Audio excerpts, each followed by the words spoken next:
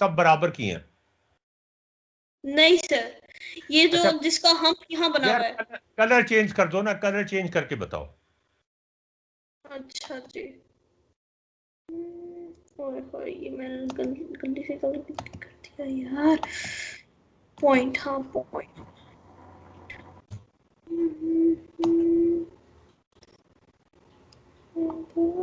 हाँ यहाँ सही है। पॉइंट ई का कलर चेंज कर दो।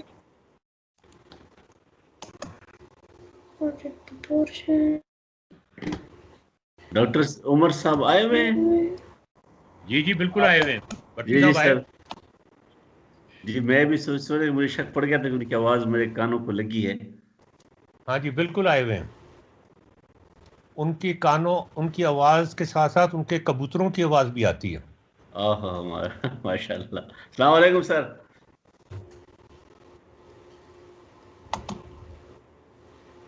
डी को रेड कर दो यार। हाँ सर, मुझे पता है आपका फेवरेट कलर रेड ही है। आपको सही में रेड कलर बहुत अच्छा लगता है।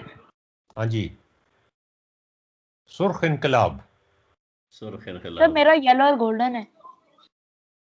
यार येलो जो है ना, वो तो अभी राना को अच्छा लगता होगा। अभी राना है।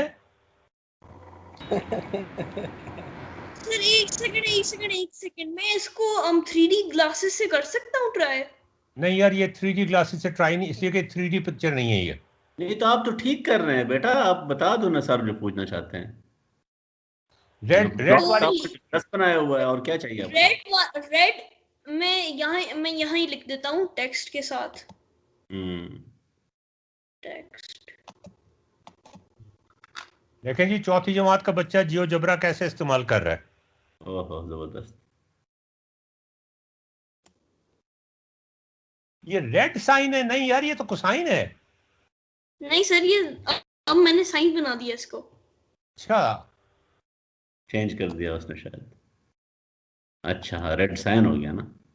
ये साइन वेव इधर से सर्कल से कैसे आई है? सर मुझे क्वेश्चंस मत पूछिए, क्योंकि मुझे क्वेश्चन के आंसर नहीं आते। क्वेश्चंस के आंसर ही तो जवाब देने असल तो बात यही होती है। मजा तो जब भी आता है जब आगे से तुम्हारी स्क्रूटनी होती है। नहीं सर।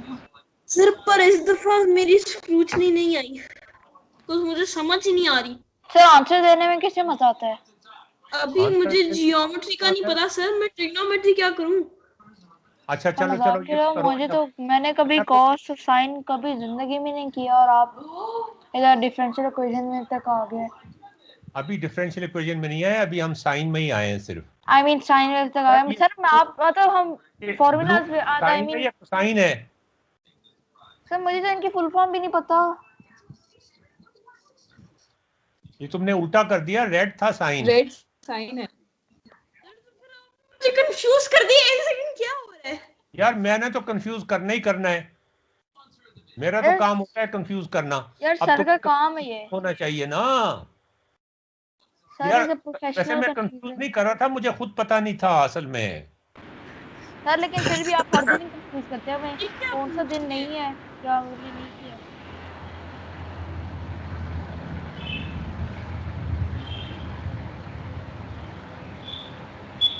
अच्छा ठीक है। ये कोई शोर, माइक ऑन है और शोर बहुत ज्यादा। हाँ हाँ बहुत ज्यादा शोर आ रहा था, अब ठीक हो गया शायद। ठीक है।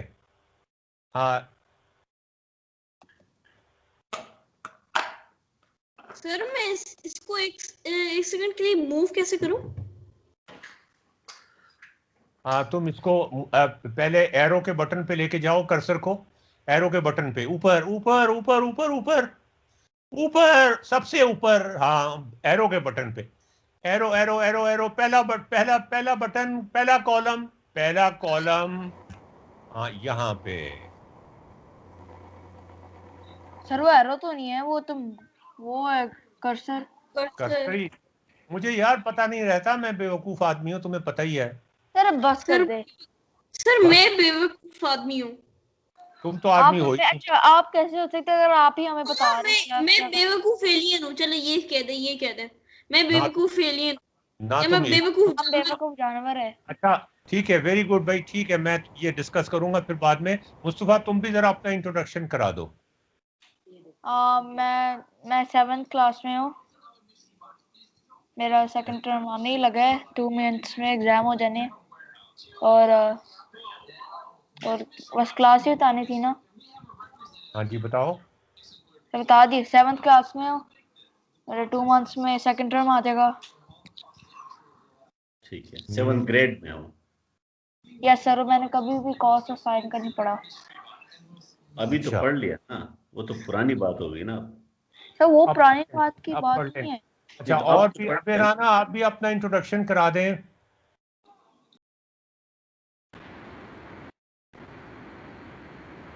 मैं अपना इंट्रोडक्शन, हाँ जी। मैं बीसीए कर रहा हूँ और अभी मेरी बीसीए होने वाली है, उसके आगे मैं एमसीए करूँगा, तो इसलिए आईआईटी से ये हमारे आई मेहमान हैं इंडिया से, अच्छा, माशाल्लाह। और आईआईटी में जाने का प्रोग्राम बना रहे हैं। अच्छा अच्छा, और अभी क्या कर रहे हैं? अभी मैं बीसीए कर रहा हूँ, bachelor of computer computer science है। एप्लीकेशन। हाँ, अच्छा, बैचलर ऑफ कंप्यूटर साइंस, अच्छा जबरदस्त। सर मैं एक्सेंट आया। अब तुम नाराज होके जा रहे हो। अच्छा ठीक है। नौफिल तुम अपना इंट्रोडक्शन करा दो लाल सलाम के साथ। सुर्खे, ये जो सुर्खे नाम है, ये तो मैं अपने जो है ना, वो गांव में हमारे कोई एक पार्टी है जो एएनपी वाले, वो ये सुर्ख रंग उनको भी बहुत पसंद है। जी जी। आ, मैं यूनिवर्सिटी स्टूडेंट हूँ कंप्यूटर साइंस का, और यहाँ पे मैं इंजॉय करने आता हूँ। नहीं, किस उसमें सेमेस्टर में कौन सी यूनिवर्सिटी है? आईटीयू है मेरी यूनिवर्सिटी, और सेमेस्टर मुझे याद कौन सा अच्छा है, ठीक है, 5वां है शायद। हाँ, 5वां 5वां। सेमेस्टर। अच्छा अच्छा, जबरदस्त। देखो ना कितनी डाइवर्सिटी है माशाल्लाह इस ग्रुप में। जी जी। ताहिर साहब आप भी जरा अपना इंट्रोडक्शन करा दें। मेरा नाम ताहिर रमजान है और मैं सर का स्टूडेंट हूँ। पिछले 4-5 साल से जियोजेब्रा पढ़ रहा हूँ और ये पढ़ रहा हूँ कि जी मैं इनका स्टूडेंट हूँ। नहीं, मैं सर का स्टूडेंट हूँ। ये सर मुझे ये पढ़ा रहे हैं कि टेक्नोलॉजी के यूज से कैसे पढ़ाया जा सकता है। इनका माशाल्लाह। वर्चुअल यूनिवर्सिटी में थीसिस था, use of technology basically GeoGebra to teach mathematics. इनका थीसिस ही ये था। अच्छा, जबरदस्त। जी जी। सर चलिए मेरा, ठीक है। हाँ हाँ हाँ। मैंने आप बताया नहीं मैंने क्या बनना है, बड़े होके हाँ क्या तुम बनना बताओ है। तुम्हें क्या बनना है। बताएं आप, बताएं। Mechanical engineer. अच्छा, मैकेनिकल इंजीनियर। अच्छा जी ठीक है। नयरा आप जरा अपना इंट्रोडक्शन करा दें।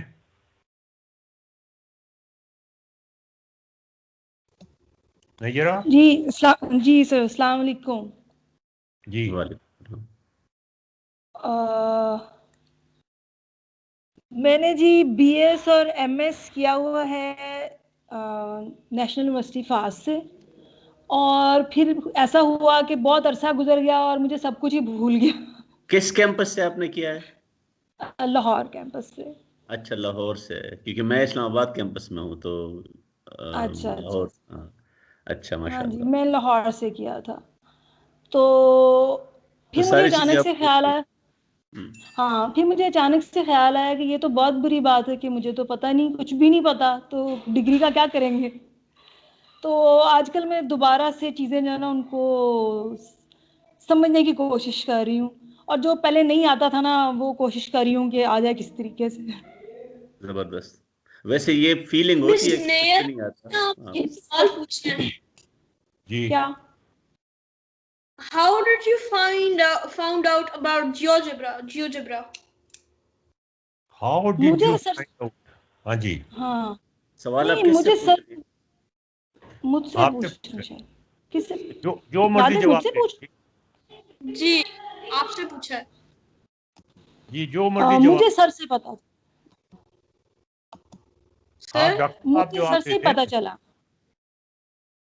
तो आपको तो आपको सर कब मिले? सर कब मिले? सर कोई घूम गए थे। सर कोई घूमे हुए थे। सर आप यही घूम होते गए, थे। हाँ, आप घूम गए। ये कोई फिल्म तो नहीं है कि आप कब मिले? सर आपको हमने 10 दिनों बाद ढूंढा है, अब मिल गए। अच्छा ठीक है। अब हमारे साथ हैं हैदर आहद हैं हमारे साथ। जी सर। सवाल हाँ जी हैदर आहद, आप भी अपना इंट्रोडक्शन करा दें। जी मैं फॉर्चुनेटली सर का स्टूडेंट रहा हूँ इन नास्ट ड्यूरिंग माय एमएस, माशाल्लाह। और उसके बाद आई वाज वेरी फॉर्चुनेट कि मुझे 1 साल सर के साथ काम करने को मिला in his game design centre जो कि इन्होंने इस्टेब्लिश किया।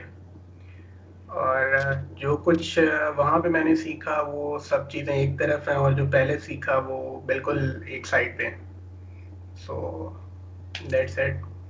और सर के साथ और ये आई भी स्पेंट बता अ दो रियली ना गुड कि टाइम। सर की वजह से जो नुकसानात उठाने पड़े वो भी बता दो। कोई बात नहीं सर, वो नुकसान कबूल है, उससे डबल कबूल है।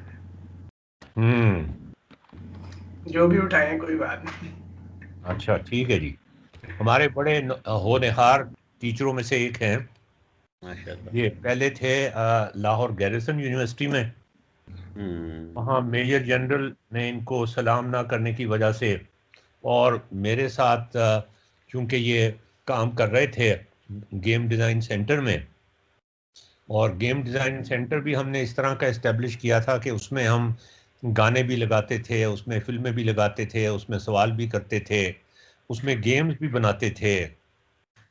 तो उसके अदब आदाब भी ठीक ठाक अजीब व गरीब थे कि जूती लेकर कोई अंदर नहीं जा सकता था।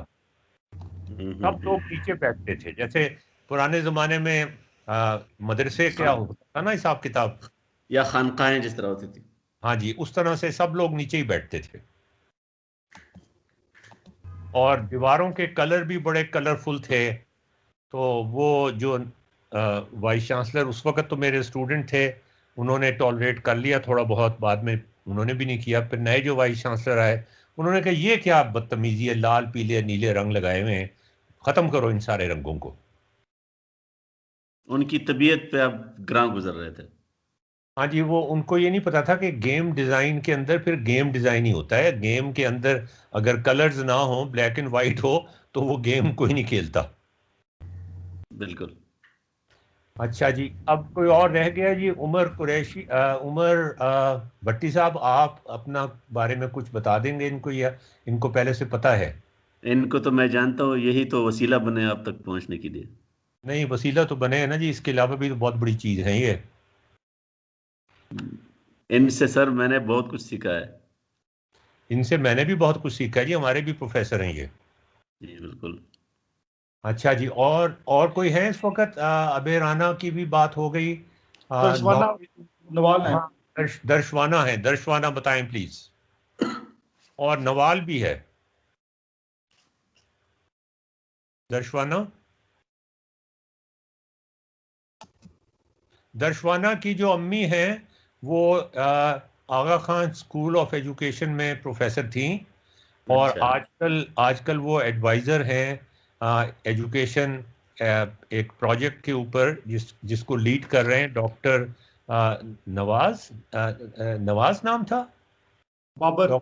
डॉक्टर बाबर। हाँ जी, वो उन्होंने भी हम्म। पिछली वर्कशॉप हमारी ज्वाइन की हुई थी। He was a full professor in Aga Khan school of education. और हम्म। उन्होंने बड़ी हिम्मत है उनकी, मैं अप्रिशिएट करूंगा उनकी बात को, कि उन्होंने स्टूडेंट बन के और नादिर के होते हुए पूरी वर्कशॉप अटेंड की है। अच्छा, इसका मतलब है कि नादर से आप डरा रहे हैं फिर आप सबको। नादिर से नहीं नहीं नहीं, मैं डरा तो नहीं रहा, मैं तो देखें जी, कि आप नादर के अपनी, होते हुए। आप ये बताइए कि आपका बीवी के साथ रिलेशनशिप क्या है? मोहब्बत का है, प्यार का है, या डर का है? मेरे ख्याल में सारी चीजें थोड़ी थोड़ी तो होंगी, बिल्कुल बिल्कुल। है ना? वैसे सर पूरा, आप पूरी बात ना ही बताऊं तो बेहतर है। अच्छा, पूरी बात ना ही करें तो अच्छा है। थोड़ा सर बहुत। आप मैं आपको कह रहा हूँ, ये मैं आपको वार्निंग दे रहा हूँ सर, आपको इससे कुछ ज्यादा ही ज्यादा पर्सनल क्वेश्चंस पूछेंगे। यार मैं पर्सनल क्वेश्चन तो पूछ ही नहीं रहा, मैं तो डॉक्टर साहब से पूछ रहा हूँ कि आपका अपनी बीवी के साथ क्या रिलेशनशिप है।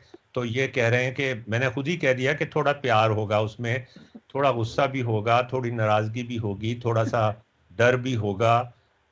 ये सारी सर चीजें मिलके ही जिंदगी बनती है। बिल्कुल। और इन सारी चीजों की वजह से ही जो है ना मैं थोड़ा सा गुस्सा हो गया। हाँ जी, बिल्कुल बिल्कुल, that is part of the game. ये चीजें अगर ना हो, और यही तो हम डिफरेंशिएशन और इंटीग्रेशन में पढ़ेंगे कि तुम्हें कितनी देर लगी वापस आने में, कितना देर लगी तुमने फैसला किया, डिफरेंशिएशन कर रहे थे तुम्हारे एक आप। सेकेंड, हाँ अब जी, मैंने आपको जो है ना ये चैलेंज देना है।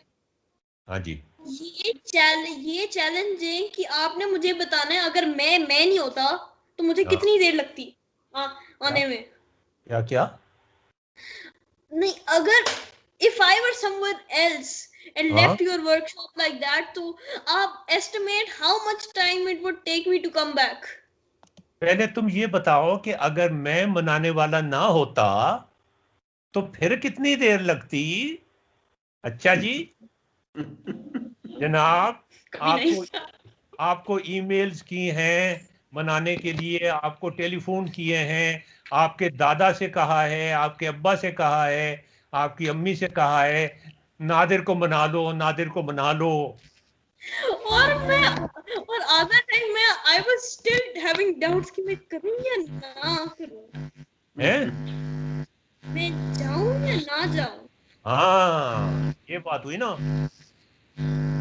डॉक्टर दिखता है तो इस तरह जाने में मेरा क्या होगा?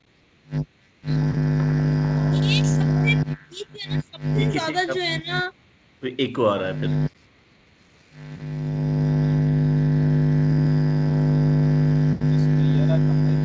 नहीं आ रहा। वो ये मिस नेयरा के एंड से आ रहा है। हाँ अब ठीक हो गया, अब ठीक हो हाँ गया। जी, तो नादिर ये बताओ कि अगर मेरे जैसा कंसिस्टेंट मनाने वाला ना होता तो तुम फिर कितनी देर में आते? आई थिंक कभी नहीं, कभी नहीं, कभी ना नहीं आता। आता। मैं पीछे नहीं, लगा ही रहता, तुम फिक्र ना करो, मैं तुम्हारे घर पहुंच जाता, लेकिन तुम्हें मैंने छोड़ना नहीं था। इसलिए कि क्यों मुझे जाने देते। मैंने आपका क्या भला मनाया है। इसलिए कि एक बच्चा भी मेरी वर्कशॉप छोड़ देना इस उम्र में, 70 साल की उम्र में, तो मेरे लिए जितना डिप्रेशन होता है ना उसका, कैन नॉट इमेजिन।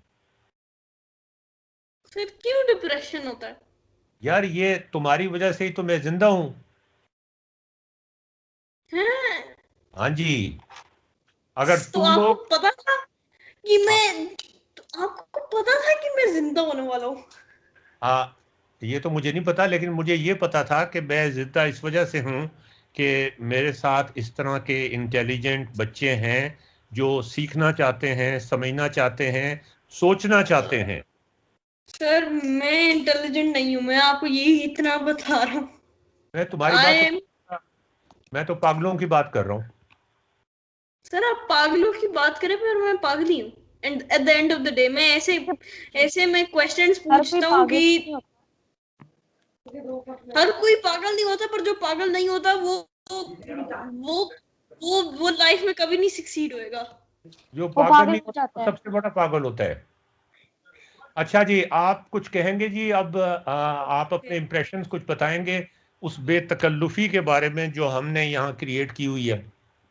नहीं माशाल्लाह, ये इसके बगैर वैसे नहीं यूज़फुल नहीं रहता।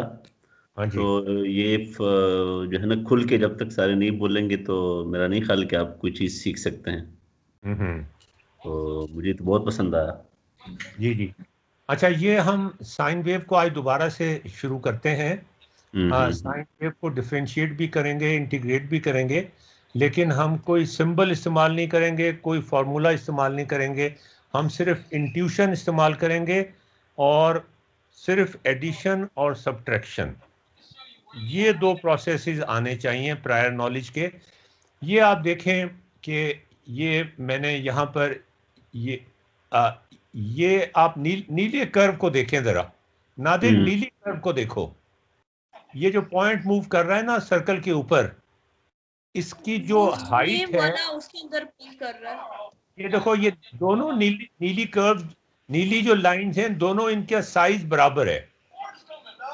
इसका मतलब ये है, देख रहे हो ना तुम जी, ये, इसका मतलब ये है कि अगर एक पॉइंट सर्कल में कर रहा है तो उसकी जो हाइट है एक्स एक्सिस के साथ जो हाइट है, अगर हम उसको प्लॉट करें रेडियंस के साथ तो साइन वेव बन जाती है। समझ आई है? रेडियंस के साथ अगर हम प्लॉट करें तो फिर साइन वेव्स होती हैं। यानी नहीं अगर सर, नहीं समझे। अच्छा एक मिनट ठहरो, फिर से बताता हूं मैं तुम्हें। सर, ये देखो सर, हाँ जी सर यूं भी हम कह सकते हैं कि ये गाड़ी को हम चला दें और थोड़ी थोड़ी देर के बाद प्लॉट करें तो ये बन जाएगी। चलो इस तरह से कह दो, मतलब ये देर कि ज्यादा आसान है वो एंगल शैंगल से। हाँ मतलब ये कि यहाँ पर अगर पॉइंट है सर्कल का तो ये एंगल है, इस एंगल को मैंने यहाँ प्लॉट किया हुआ है और इस एंगल पे ये डिस्टेंस मैंने प्लॉट कर दिया है। यहाँ पे ये एंगल बढ़ता जा रहा है, एंगल को मैं कम कर दूं, 0 कर दूं तो ये एंगल देखें 0 हो गया, तो ये बिल्कुल 0 हो गए। अब एंगल को मैं बढ़ाता जा रहा हूं तो नीली लाइनें जो दो हैं ये दोनों की देखें, दोनों का साइज बिल्कुल बराबर है। जब एंगल बढ़ता जा रहा है, ये एंगल हो गया यहां पे एंगल 45 हो गया है। 45 का मतलब पाई बाई 4, ये एंगल हो गया पाई बाई 2। जैसे हम लोग लाइन ग्राफ, मैं आपसे एक सवाल पूछ सकता हूँ? हाँ ये तुम्हें सवाल, हाँ जी, ये पाई बाय 1 पाई बाय 2 इसका मतलब क्या है? पाई तुम्हें पता है सरकमफ्रेंस हमने डिस्कस किया था कि ये जो पॉइंट मूव कर रहा है, ये जब यहाँ से यहाँ तक पूरा एक साइकिल कंप्लीट करता है ना, तो अगर रेडियस 1 है तो 2 पाई का फासला तय करता है। यहां से अगर तुम एक सर्कल में मूव करना चाहो जिसका रेडियस 1 हो, तो तुम जब पूरा सर्कल कंप्लीट कर लोगे तो तुम 2 पाई मीटर्स तुमने सफर तय किया होगा। 2 पाई मीटर्स, ठीक है? अरे जैसे हम लोगों ने रेडियंस नहीं पढ़ा था, जब हमने पढ़ा था कि 3.14 रेडियंस एक पाई बनाता है। वो मैं इस वक्त उस डिस्कशन में नहीं जाना चाह रहा, मैं सिर्फ ये कहना चाह रहा हूं कि ये एंगल देखो, इस एंगल को यहां पे प्लॉट करो एक्स एक्सिस पर, और ये जो वर्टिकल डिस्टेंस है इसको यहां पे प्लॉट करो वाई पे। ठीक है? ये मैं तुम्हें भेज दूंगा सिमुलेशन, इसको बना के चला के जितनी दफा देख लेना। अब देखो ये डिस्टेंस नेगेटिव हो गया, ये वर्टिकल डिस्टेंस एक्स एक्सिस से इस पॉइंट का वो नेगेटिव हो गया। ये देखो अभी भी नेगेटिव है, अब पॉजिटिव हुआ है। ये देखो ये दोनों अलग, यहाँ पर ये बराबर हो गए। तो अब ये देखो ये दो लेंथ्स जो हैं ये हमेशा बराबर है। तो इसको, ये जो सर्कल में अगर कोई पॉइंट मूव कर रहा होता है तो उसका वर्टिकल फासला एक्स एक्सिस से जितना होता है उसको अगर हम एंगल के साथ प्लॉट करें तो वो साइन वेव आ जाती है। अच्छा, अब मैं साइन वेव की बात करता हूं। इसका मैं शक्ल जरा थोड़ी सी तब्दील कर दूं ताकि आप लोगों को देखने में आसानी हो जाए, और स्टाइल भी इसका तब्दील कर दूं। ये देखें जी, मैंने इनकी जो ये शक्लें रखी हुई हैं वो ख़ास तरह की रखी हुई हैं। अब आप इसको देखें, इस एज लेंथ को देखें, ये इस पॉइंट से वाई एक्सिस का फासला है, ये इस पॉइंट का वाई एक्सिस से फासला है। तो अब ये एंगल है, इस एंगल को हमने इधर प्लॉट किया है। अब आप देखें, मैं जब इसको चलाऊंगा तो फिर ये कैसे चलेगा। अब ये वाई एक्सिस से जो फासला अगर हम प्लॉट करें तो शुरू में ये फासला ज्यादा होता है। देखें, साइन की वैल्यू शुरू में कम होती है, कोसाइन की वैल्यू शुरू में मैक्सिमम होती है। ये देखें जरा, ये नीली कर्व छोटी है और जो ये ऑरेंज कर्व है ये मैक्सिमम है 0 पर, और यहाँ पे जाके ऑरेंज कर्व जो है वो 0 हो जाती है, फिर यहाँ जाके फिर दोबारा हो जाती है, यहाँ पे दोबारा मैक्सिमम हो जाती है, मगर ये नेगेटिव हो जाती है। अच्छा, ये साइन और कोसाइन जो है ना, ये बेसिक हार्मोनिक्स हैं। ये सिंपल हार्मोनिक मोशन के बिल्डिंग ब्लॉक्स हैं। तो फिर हार्मोनिक मोशन क्या है? सिंपल हार्मोनिक मोशन पेंडुलम की जो मोशन होती है ना, पेंडुलम देखा है तुमने? सर आप, मुझे याद है हमारी सबसे पहले वर्कशॉप में आपने मुझे दिखाया था। हाँ, नहीं, वो क्लॉक के अंदर भी पेंडुलम लगा होता है यार। सर वो भी मैंने देखा हुआ है ना। तो वो जो पेंडुलम मूव करता है ना, वो भी साइन कोसाइन, ये रिदमिक मोशन जो है ना, जैसे दिन रात होते हैं, टेम्परेचर बढ़ता है दोपहर को, फिर कम होता है, रात को मैक्सिमम हो जाता है, ये सारी नेचर में तुम्हें साइन कर्व कहीं ना कहीं से नजर आएगी।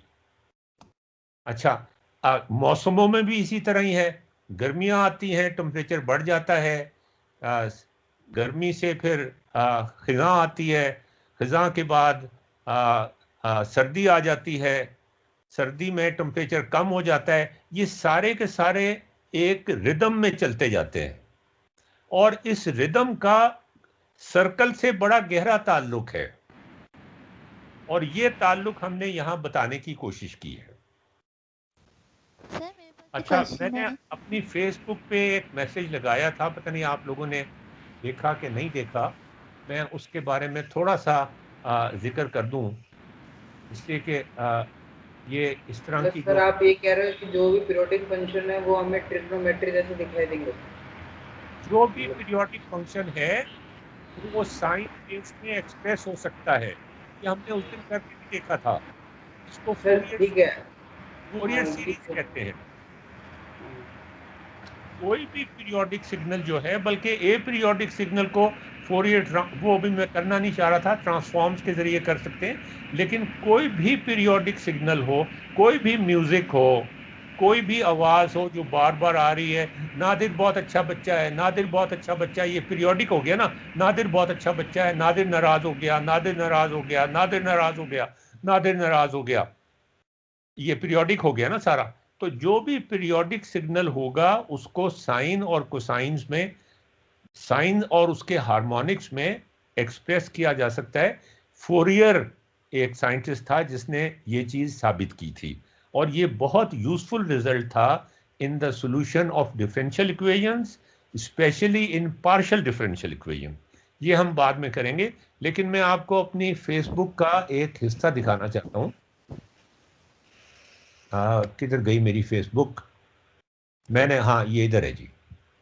मैंने एक सवाल इस पे डाला था और किसी ने भी उस सवाल का जवाब नहीं दिया, ये अजीब बात है। ये है जी मेरी फेसबुक, ये मैं ज़रा बड़ा करके दिखा देता हूँ। ये इस तरह की, डॉक्टर साहब हम यहाँ पे इस तरह की कहानियाँ भी काफ़ी सुनाते रहते हैं। जबरदस्त। इसमें ये है, दिस इज़ एन एडवर्टिजमेंट। ये जो है, ये देखें ज़रा, ये एक एडवर्टिजमेंट है जो इंग्लैंड, ब्रिटानिका, फ्रांस, हॉलैंड और मेरे ख्याल में एक और मुल्क की तरफ से ये एक प्राइज़ है कि हम उसको प्राइज़ देंगे। 1713 की बात है, एक बंदे को प्राइज़ देंगे जो हमें ये चीज़ बना के देगा। ये 1713 में ये एडवर्टीजमेंट लगी थी, और 1700 ड्राइंग,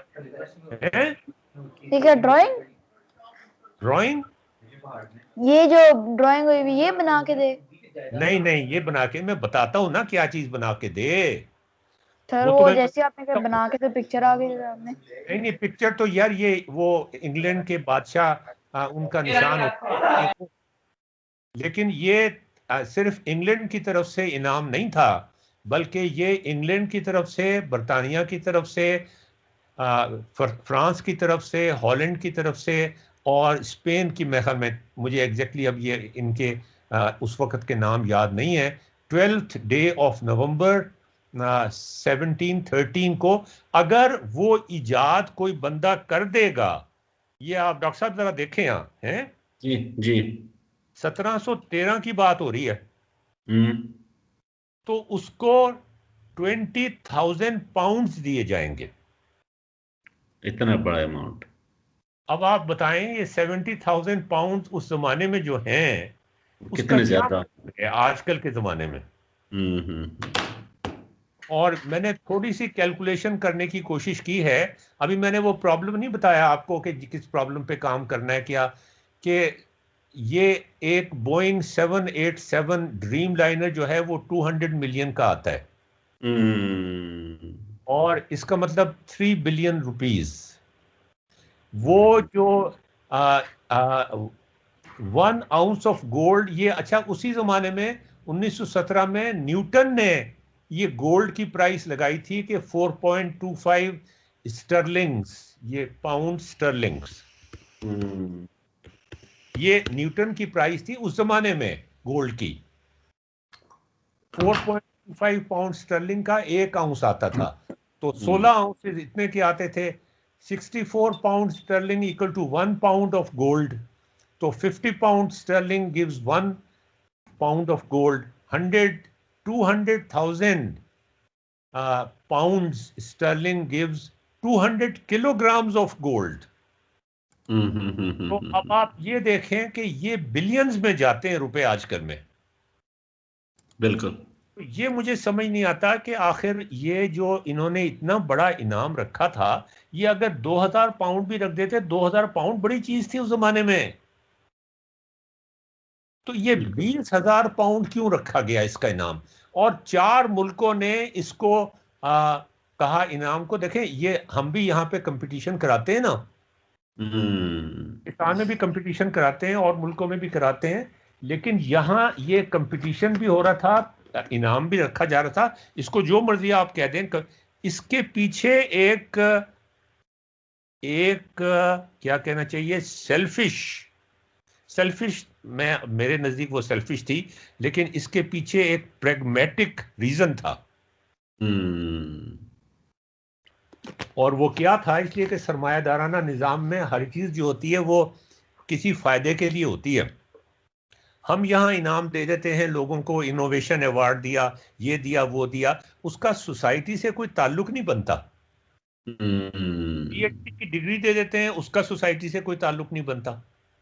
वो उनका तरीक़ेकार ये था उस ज़माने से, इंडस्ट्रियल रेवोल्यूशन के ज़माने से अब तक, जो उनके पीएचडीज होते हैं एमआईटी में ख़ास तौर पे, कि जो भी पीएचडी थीसिस हो रहा है या कोई इनाम दिया जा रहा है या कोई कंपटीशन दिया हो रहा है, वो इसलिए करवाया जाए कि उससे उनकी इंडस्ट्री को फ़ायदा हो, उनकी इकोनॉमी को फ़ायदा हो, लोगों की खुशहाली बढ़े। देखें ये एक बिल्कुल एक बुनियादी, क्या कहना चाहिए, सोच में एक बुनियादी एक तब्दीली है कि इनाम जो है वो सिर्फ अकल या किसी इनोवेशन जिसका कोई फायदा नहीं है उसके लिए नहीं दे रहे हम इनाम। हम अपने फायदे के लिए इनाम दे रहे हैं, और उसका फायदा क्या हुआ उनको, वो प्रॉब्लम क्या था वो भी मैं आपको बता देता हूं। प्रॉब्लम ये था कि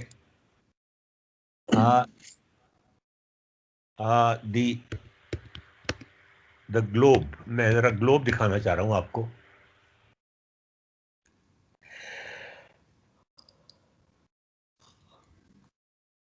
ये ग्लोब है जी, इसमें कहीं लाइनें लगी हुई हैं ऊपर से नीचे तक की, जो लॉन्गिट्यूड और लैटिट्यूड की लाइनें होती हैं। ग्लोब विद लॉन्गिट्यूड, यहां पे मैं लगा देता हूं, विद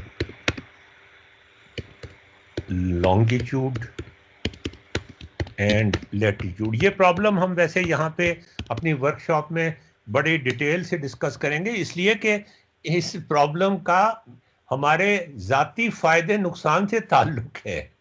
वो भी मैं आपको बताता हूँ कि कैसे हमारा इससे ताल्लुक़ बनता है। ये देखें जी, ये है एक ग्लोब, ये मेरे ख्याल में ये ठीक है, या कोई और ले लें, ये ठीक है, ये वाला ठीक है।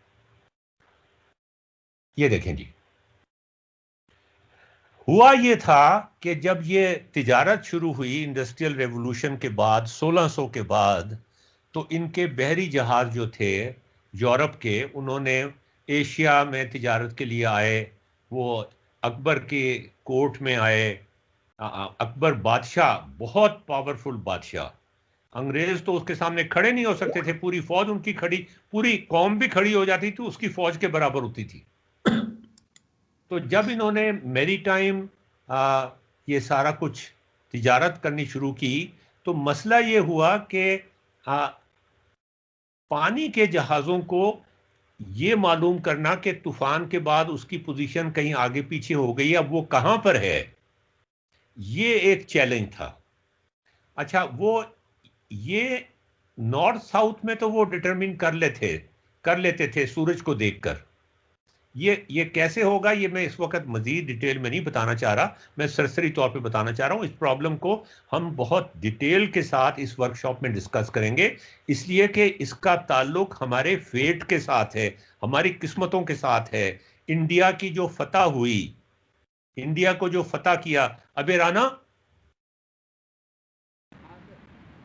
आप हमारे साथ हैं ना, इंडिया को जो फतह किया कि एक ईस्ट इंडिया कंपनी जो थी उसके जहाज यहाँ पे पहुंचे, वो इस वजह से पहुंचे कि उन्होंने ये प्राइस रखा था कि नॉर्थ साउथ का तो पता चल जाता है समंदर में, लेकिन ईस्ट वेस्ट का पता नहीं चलता। तो ईस्ट वेस्ट के लिए कोई ऐसा तरीका निकाला जाए, ऐसा आला बनाया जाए, ऐसा इंस्ट्रूमेंट बनाया जाए जिससे ईस्ट वेस्ट का भी पता चल जाए। तो एक बंदे ने पेंडुलम क्लॉक बनाया, pendulum clock, again sine waves and cosine waves, again simple harmonic motion.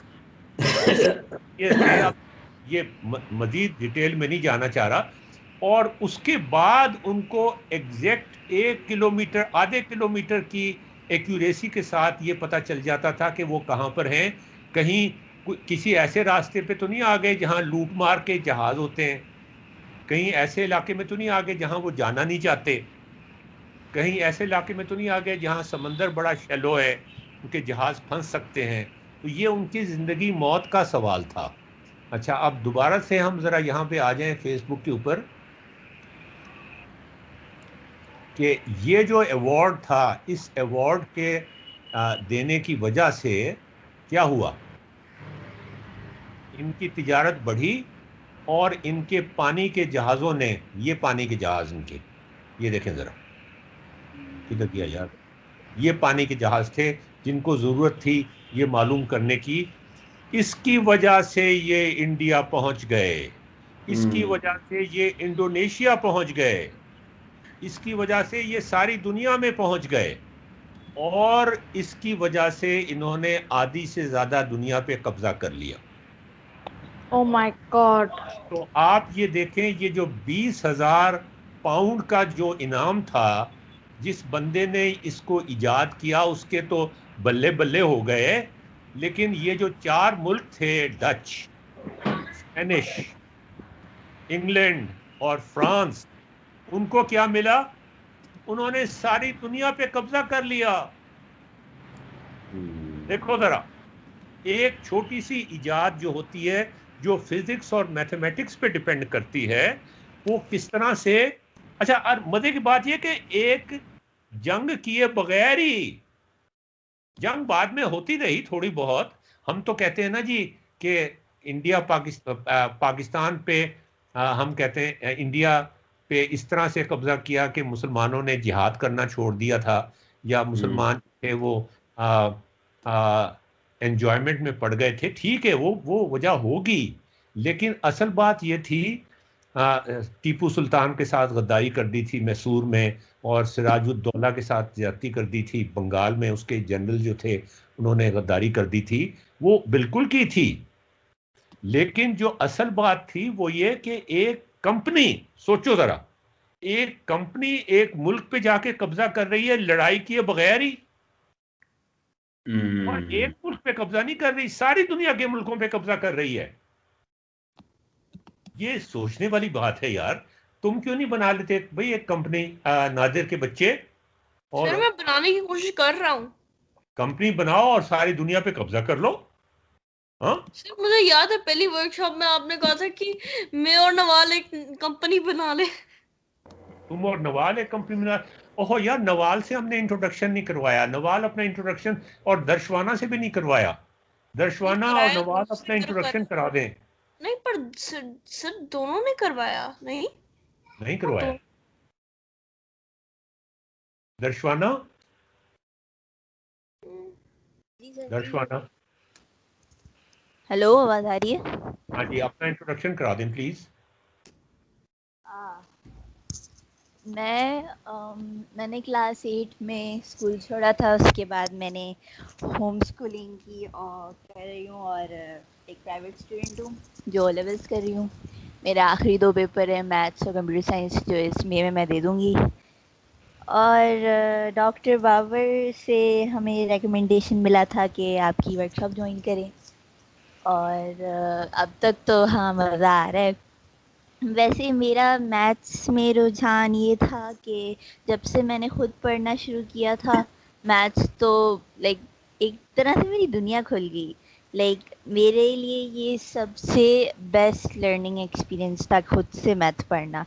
और ये खुद क्योंकि से कब पढ़ना शुरू किया? नहीं, ये बताओ, खुद से कब पढ़ना शुरू किया? 2018 में।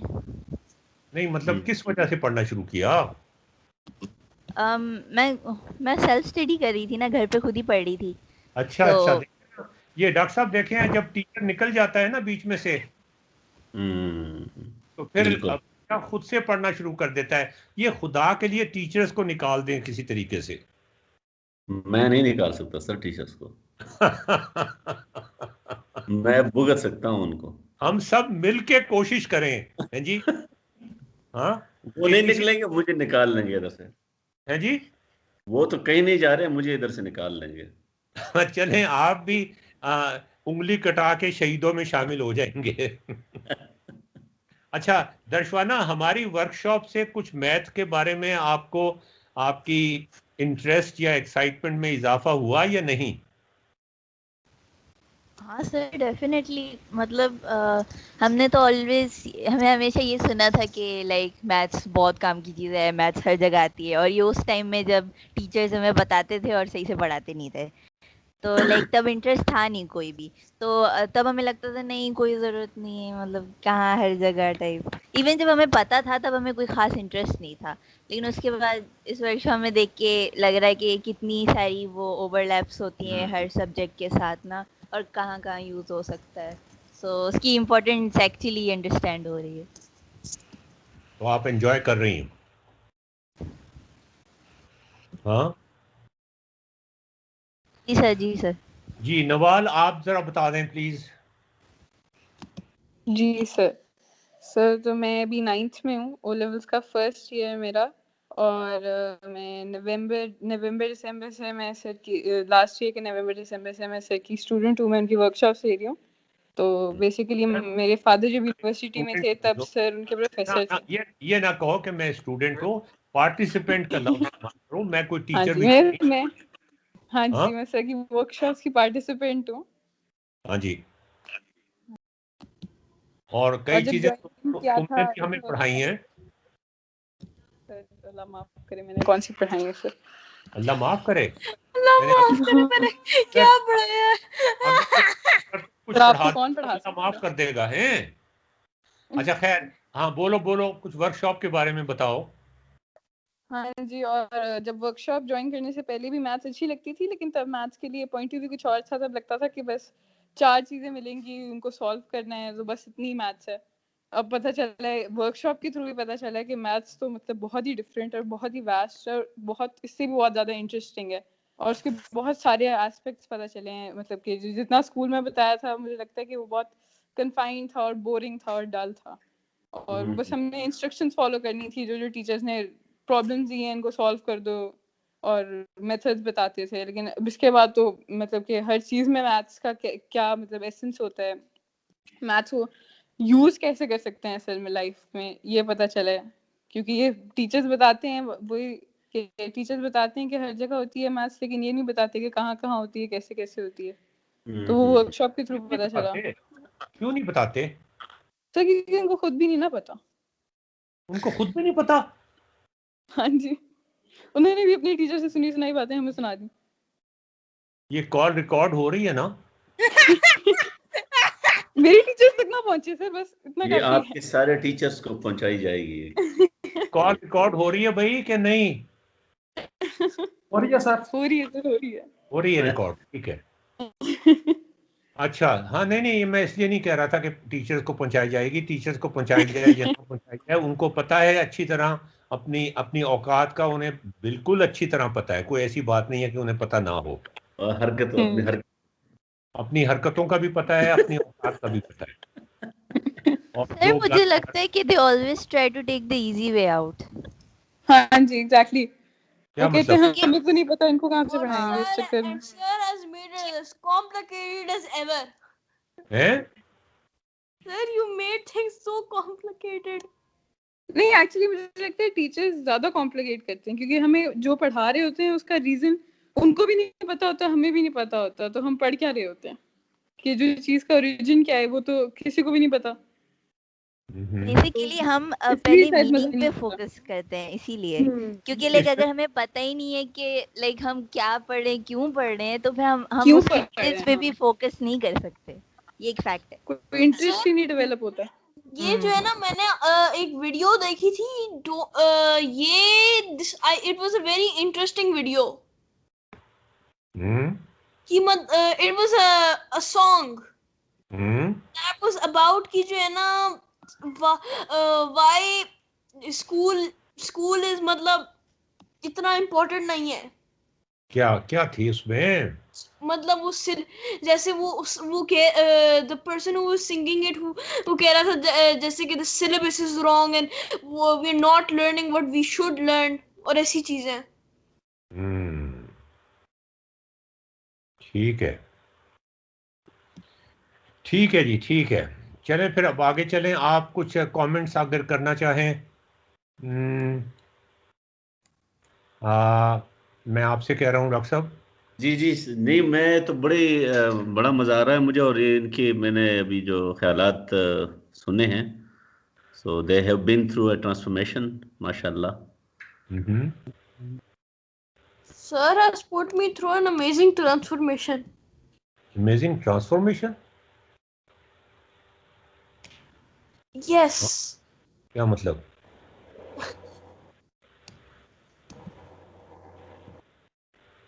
ट्रांसफॉर्मेशन मतलब जैसे कि मुझे आई ऑलवेज लव्ड मैथ्स की, पर मुझे I never understood it that much. मतलब हाँ सही है। What I am always looking in math class या जो भी है, वो ये है that how to do it. How to do it? मतलब अगर आपको एक you at the end of the day you need to learn how to मतलब solve it. अगर आपको सॉल्व करना नहीं सिखाएंगे या वो कहेंगे, तो फिर how are you going to मतलब use those concepts in your day to day life. जैसे हमें हर टीचर कहते हैं कि मैथ सुपर इम्पोर्टेंट, मैथ मतलब, बट अगर if you're not going to teach if you're not going to teach the students, then how are they going to use it? बिल्कुल सही बात। तो ये मैं कह रहा हूँ, टीच अस कि हाउ टू यूज इट। ये भी तो बताया ना कि लाइफ के कौन से हिस्से में कहाँ ये इस्तेमाल हो चुकी है, कैसे हम भी इस्तेमाल कर सकते हैं। मतलब वो टीचर्स असल में ये करती हैं that they explain us that more, और जो है ना जो चीजें पढ़ने वाली होती हैं वो कम करते हैं। डॉक्टर साहब कि मतलब जैसे कि जियोजेब्रा का यूज। सर ने मीटिंग लीव कर दी। वो उनका इंटरनेट का मसला होगा, आ रही होंगे। ताहिर सब कॉल करें, उन्हें शायद पता ही ना चले। हाँ वो म्यूट हो गए। अब वो लेफ्ट करते हैं, कॉल करते हैं। फोन कॉल कर दें हमें।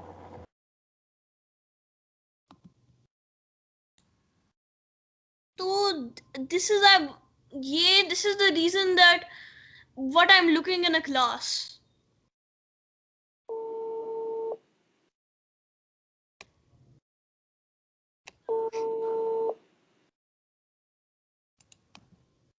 and I am, sir, fully supporting your cause to sir end आपका school. हो गया, चले ठीक है, चले ठीक हो। हम सर जी हम डिफरेंशिएशन और इंटीग्रेशन की बात करना चाह रहे हैं। तो पहले मैं आपको एक इंट्यूशन देना चाह रहा हूँ, सिंपल इंट्यूशन। यार ये कहाँ से शुरू करते हैं? नैयरा से शुरू करते हैं। नैयरा, डिफरेंशिएशन का कुछ मतलब बताएंगे आप? रियल लाइफ से बताएं आप जरा। आपका सास के साथ किस किस्म का रिलेशनशिप है, वहां डिफरेंशिएशन कैसे बीच में आती है? हाँ नैयरा? मिस नैयरा ये सुन के गायब। नहीं नहीं यही हूँ। हाँ जी बताइए बताइए। मुझे डिफरेंशिएशन का कोई रियल लाइफ एग्जाम्पल चाहिए।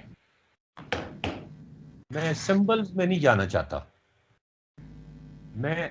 मुझे बेशक स्टोरी सुना दें आप।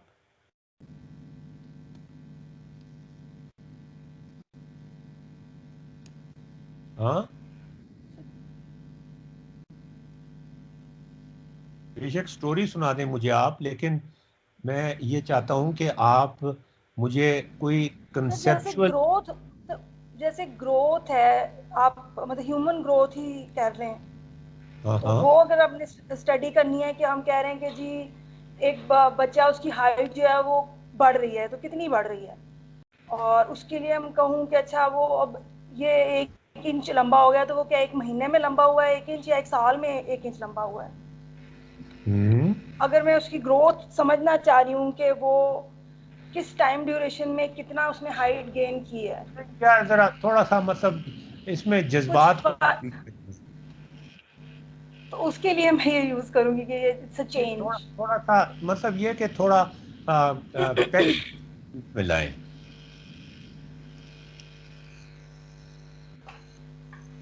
हाँ जी, मतलब कोई मजे की बात। Growth growth growth growth. हाँ जी सोच लूं। सोचे ना जरा। मैं ताहिर रमजान से पूछता हूँ, इनसे, ये हमारे बहुत सीनियर और मंझे हुए अदाकार हैं। सर इसकी एक एग्जांपल तो ये हो सकती है कि हम अगर कोई खाना पका रहे हैं या हमने कोई स्टॉल लगा लिया किसी भी चीज का, चाय का फॉर एग्जांपल, तो जो उसकी डिपेंड करती है कॉस्ट, वो अगर दूध की कॉस्ट बढ़ रही है तो उसको हमने निकालना है, तो वो उससे निकाल सकते हैं कि एंड प्रोडक्ट तो वही है, दूध की कॉस्ट का इफेक्ट पड़ रहा है उस पर, चाय बेचने की कॉस्ट पे। बाकी चीजें सेम रहती हैं, जो कांस्टेंट है वो कांस्टेंट ही रहते हैं, लेकिन वो जो वेरिएबल चीज है उसको देखना होता है हमने कि किस चीज का किस चीज पे असर है। यार ये आपने दूध की कॉस्ट की बात करनी शुरू कर दी, मेरा ये स्टक ही हुए जा रहा है, मुसीबत। बेसिकली हमने डिपेंडेंट वेरिएबल्स को देखना होता है, इंडिपेंडेंट वेरिएबल्स को निकाल देते हैं कि किस चीज का पड़ा है दूसरी चीज पे, रिलेशनशिप एक टाइप का बना रहे होते हैं हम। अच्छा तो हाँ नहीं यार, मजे की कोई नौफिल तुम जरा बताओ, तुम काफी आशिक मिजाज वाकई हुए हो। सर मेरी अपनी जिंदगी डिफरेंशिएशन से भरी पड़ी है। हाँ बताओ ना। बहुत सारे मैं डिफरेंशिएशन से गुजरा हूँ, कभी लेफ्ट कभी राइट, कभी राइट कभी लेफ्ट। बताओ ना, डिफरेंशिएशन से उसको लिंक करो ना। डिफरेंशिएशन से कैसे बात करूँ? हाँ अच्छा।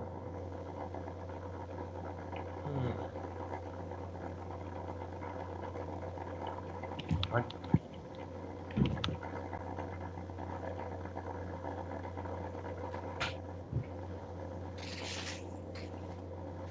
लिंक करो ना यार। क्या क्या क्या कह रहे हैं? हाँ, क्या कह रहे हैं आप? मैं कह रहा हूँ लिंक करो ना। हाँ वो मैं कर रहा हूँ अपने जहन में। तुम अपने लिंक में अपनी जिंदगी के जो उतार चढ़ाव, इसको उतार चढ़ाव कहते हैं ना, डिफरेंशिएट, उतार चढ़ाव, हाँ बिल्कुल। ठीक है ना? हम्म। तो उनका उनका जिक्र करो ना कि क्या उसका डिफरेंशिएशन से क्या ताल्लुक बनता है। टाइम के हिसाब से चेंज आता था उसमें काफ़ी ज़्यादा, मिजाज में, सोच में, नहीं यार, साइकोलॉजी में, अंडरस्टैंडिंग में। नहीं मजा नहीं आया यार। कुछ रोमांस किया तुमने? नहीं हैं? नहीं। यार क्यों झूठ बोलते हो तुम? डॉक्टर साहब आप ये बताएं कि बीवी का मिजाज जो है वो कैसे चेंज होता है? कैसे चेंज होता है? हाँ, टाइम के साथ साथ कैसे चेंज होता है? उसमें जो तब्दीली आती है ना, उसका रेट ऑफ चेंज जो है वो फ्लक्चुएट करता है सर। हाँ, फ्लक्चुएट तो करता है, बल्कि रिदम भी आ जाता है उसमें साइन वेव की तरह। मतलब बिल्कुल। कहने का ये है कि उनको पता चले कि आपकी अम्मी आ रही हैं, या आपके भाई, या मतलब मैं आपका नाम, आपका आपका जिक्र नहीं कर रहा, मैं जनरल बात कर रहा हूँ, एक इसको मतलब पर्सनल लेवल पे ना लीजिएगा। या आपको ये पता चले कि उनकी अम्मा जान आ रही हैं जो आके बहुत फस करती हैं, तो एकदम से आपका मूड खराब होगा। बिल्कुल। वो जो चेंज है ना मूड में, वो जो चेंज है ना, change, that rate of change, मतलब ये कि आहिस्ता आहिस्ता भी तो हो सकता है ना मूड खराब। क्या हाँ आपको बिल्कुल। आहिस्ता आहिस्ता उन्होंने सर कभी बताया कभी जल्दी हो जाता है, है? कभी कभी एकदम हो जाता है। हाँ, मैं तुम्हें एकदम का ही बताता हूँ ना। हाँ, मैं अपना किस्सा सुनाता हूँ कि वो वाकया जो है उसमें मेरा मूड जो था, मूड स्विंग जो था, वो कैसे एकदम से चेंज हुआ। इस हद तक चेंज हुआ कि आई फेल सिक। ये मैं सच्ची कहानी आपको बता रहा क्या हूँ। सर? मैं आपको सच्ची कहानी सुना रहा सर हूँ मुझे सर मैं सर आपको ये बताना चाहते हैं of the time when he scared me because sir Suhaib sent a message of him saying a message that he might have COVID. और नहीं यार, कोविड से कोई नहीं डरता इंसान। सर मैं डरता हूँ। सर बस कर दे, कोविड से कौन नहीं डरता। यार छोड़ो, पर एक कोविड ने क्या कर लेना है? मुझे फ्लू से डर लगता है। फ्लू मुझे बात, अच्छा डॉक्टर सर साहब बात, कोविड, सर चले सारी डिजीजेज खराब है लेकिन कोविड तो सबसे डेंजरस है। अच्छा यार डेंजरस है तो मार ही देगा ना, और क्या कर देगा? अच्छा सर, मौत तो वैसे मारना तो सबने है, लेकिन जो बच्चे हैं उन्होंने तो अपनी जिंदगी गुजारनी है ना। अच्छा तो बच्चों पे नहीं असर अंदाज होता ना, तुम फिक्र ना करो, डरो अच्छा नहीं, सर, हो नहीं जाता मैं है। डर नहीं लग रहा, लेकिन ये तो है ना कि हल्की सी फिक्र तो रखनी चाहिए ना, कि मतलब ये ना है ना कि डर ना है तो बस मास्क के बिना बाहर फिरते रहो। हाँ वो ठीक बात है। अच्छा, अब ये हल्की सी फिक्र जो है ना, ये मुस्तकिल तुम्हारे दिमाग में चलती रह रही है। तुम बाहर निकलते हो, तुम मास्क पहन के, तो ये हल्की सी फिक्र चलती जा रही है, ये ना बढ़ रही है ना कम हो रही है, ठीक है ना? Yes sir. इसमें जो रेट ऑफ चेंज है ना फिक्र का, वो ज्यादा नहीं है। लेकिन अल्लाह ना करे कि तुम्हारे घर में तुम्हें पता चल जाए कि इसको कोविड हो गया, एकदम से तुम्हारी जो फिक्र का लेवल है वो बहुत थोड़े टाइम में बहुत ज्यादा चेंज हो जाएगा। हो यस जाएगा ना? सर, ये कभी कभी तो ऐसे भी हो सकती है कि इंस्टेंटली हो जाए जब रिजल्ट्स आए, हाँ जी। कि डर लग जाए क्या कि मुझे भी तो ना हो गया हो, क्या ये ना हो क्या, गया हो। क्या फर्ज करो कि तुम्हें खांसी बुखार हुआ है, अल्लाह ना करे, और तुम अल्लाह। जाके टेस्ट करवाओ, और जब वो टेस्ट का रिजल्ट तुम खोल रहे हो, तुम्हारे हाथ कांप रहे होंगे। हाँ यस। पॉजिटिव अगर आ जाएगा तो तुम उस टाइम पे कितना, छोटे से टाइम में तुम्हारे मूड में कितना चेंज आएगा। सर लिटरली मेरा 1 सेकंड में फुल ऑन मैं रोना शुरू हो जाऊंगा, मजाक अगर मुझे हो गया ऐसे, इंशाल्लाह अल्लाह ना करे कभी भी। कितना चेंज आएगा, ये सर है बहुत ज्यादा। डिफरेंशिएशन के रेट ऑफ चेंज कितना आएगा। ये इस देखो, अगर तुम्हें आहिस्ता आहिस्ता बताया जाए ना, 6 साल के अरसे में बताया जाए कि शायद तुम्हें कोविड हो जाए, कुछ चांसेस हैं कि कोविड हो जाए, यार ये कोविड हो भी जाता है, कोई बात नहीं, इस तरह इसको लटका लटका के, और उसके बाद 6 महीने के बाद तुम्हें रिजल्ट पता चले, पहले तुम इतना जहनी तौर पे, तो रेट ऑफ चेंज बहुत थोड़ा होगा, लेकिन 1 सेकंड के अंदर वो रिपोर्ट आ जाए तुम्हारे पास और तुम्हें पता चल जाए वो पॉजिटिव है, तो 1 सेकंड में जो तुम्हारा मूड स्विंग होगा वो कितना ज्यादा होगा ना। बहुत ज्यादा। अच्छा, इसी तरह एक दोपहर को मैं रेक्टर था अली इंस्टीट्यूट ऑफ एजुकेशन का। डॉक्टर साहब आप सुन रहे हैं ना? जी जी बिल्कुल। पहले मैं लम्स में प्रोफेसर था, तो लम्स में प्रोफेसर होने के साथ साथ मुझे बाबर साहब ने कहा था कि तुम अली इंस्टीट्यूट के रेक्टर भी बन जाओ, और वो सारा पूरा जो प्रोसेस होता है रेक्टर बनाने का, अखबार में इश्तिहार और फिर कमेटी, और उसके बाद सलमान तासीर गवर्नर थे, उनकी नोटिफिकेशन निकली कि I was appointed director of Ali institute. तो अब मैं मज़ीद ज़्यादा डिटेल में नहीं जाना चाहता। तो मैं बैठा हुआ था अपने ऑफिस में, 2 बजे की बात थी, 2 बजे का वक्त था कि 2 हट्टे कट्टे आदमी आए मेरे पास, और उन्होंने कागज़ मुझे दिया, और उस कागज़ पे लिखा हुआ था your services are hereby terminated from today's, आज की डेट डाली हुई थी उसी दिन की, और इस वक्त की डेट डाली हुई थी, और मुझे पकड़ाया और कहा साइन करके इस पे दें, 2 घंटे के अंदर दफ्तर खाली कर दें वरना उठा के बाहर फेंक देंगे। ओहो। हाँ जी, कैसा है ये चेंज है? ये देखें कितनी थोड़ी सी। अच्छा, वो उनके आने में और जाने में कोई 5 सेकंड लगे होंगे, लेकिन उस 5 सेकंड में अच्छा, अब मैं जब देखता हूं मुड़ के उस वक्त को, तो मैं बाबर साहब का एहसानमंद हूं। उन्होंने मुझे उस वक्त एक ऐसा झटका दिया कि मैंने एक नई जिंदगी शुरू कर दी, कि मैं अब ये पेडागोजी और टेक्नोलॉजी और मैथ एजुकेशन और ये और वो, इसमें नौकरी नहीं करूंगा, कोई ऐसा काम करूंगा जो मेरे शौक का होगा। 1.5 साल की नौकरी करूंगा। एग्जैक्टली। तो मतलब, लेकिन वो जो टाइम था वो वक्त बड़ा बुरा था। इसलिए बुरा नहीं था कि धचका बहुत बड़ा लगा, इसलिए कि वो धचका अनएक्सपेक्टेड था, और बहुत थोड़े, देखो ये सब लोग ये सुन रहे हो मेरी बात, वो धचका का अमाउंट कितना था वो तो एक अलग चीज है, लेकिन वो धचका कितनी देर में लगा, कितने टाइम ड्यूरेशन में लगा, ये उसका रेट ऑफ चेंज बताता है, जिसे हम डिफरेंशिएशन कहते हैं। एग्जैक्टली। अगर रेट ऑफ चेंज बहुत ज्यादा हो ना, मतलब धचका बेशक छोटा सा ही क्यों ना हो, लेकिन टाइम बहुत छोटा सा हो। मिसाल के तौर पे आप गाड़ी में जा रहे हैं, अल्लाह ना करे कि आपको गाड़ी एकदम से ब्रेक लगाना पड़ जाए, और 5 सेकंड में आप गाड़ी रोकते हैं, 1 सेकंड में आप गाड़ी रोकते हैं, 0 सेकंड में गाड़ी उस वक्त रुकेगी जब आप एक दीवार से जाके उसे टकरा देंगे। तो वो गाड़ी की स्पीड 0 हो जाएगी 0 सेकंड के अंदर।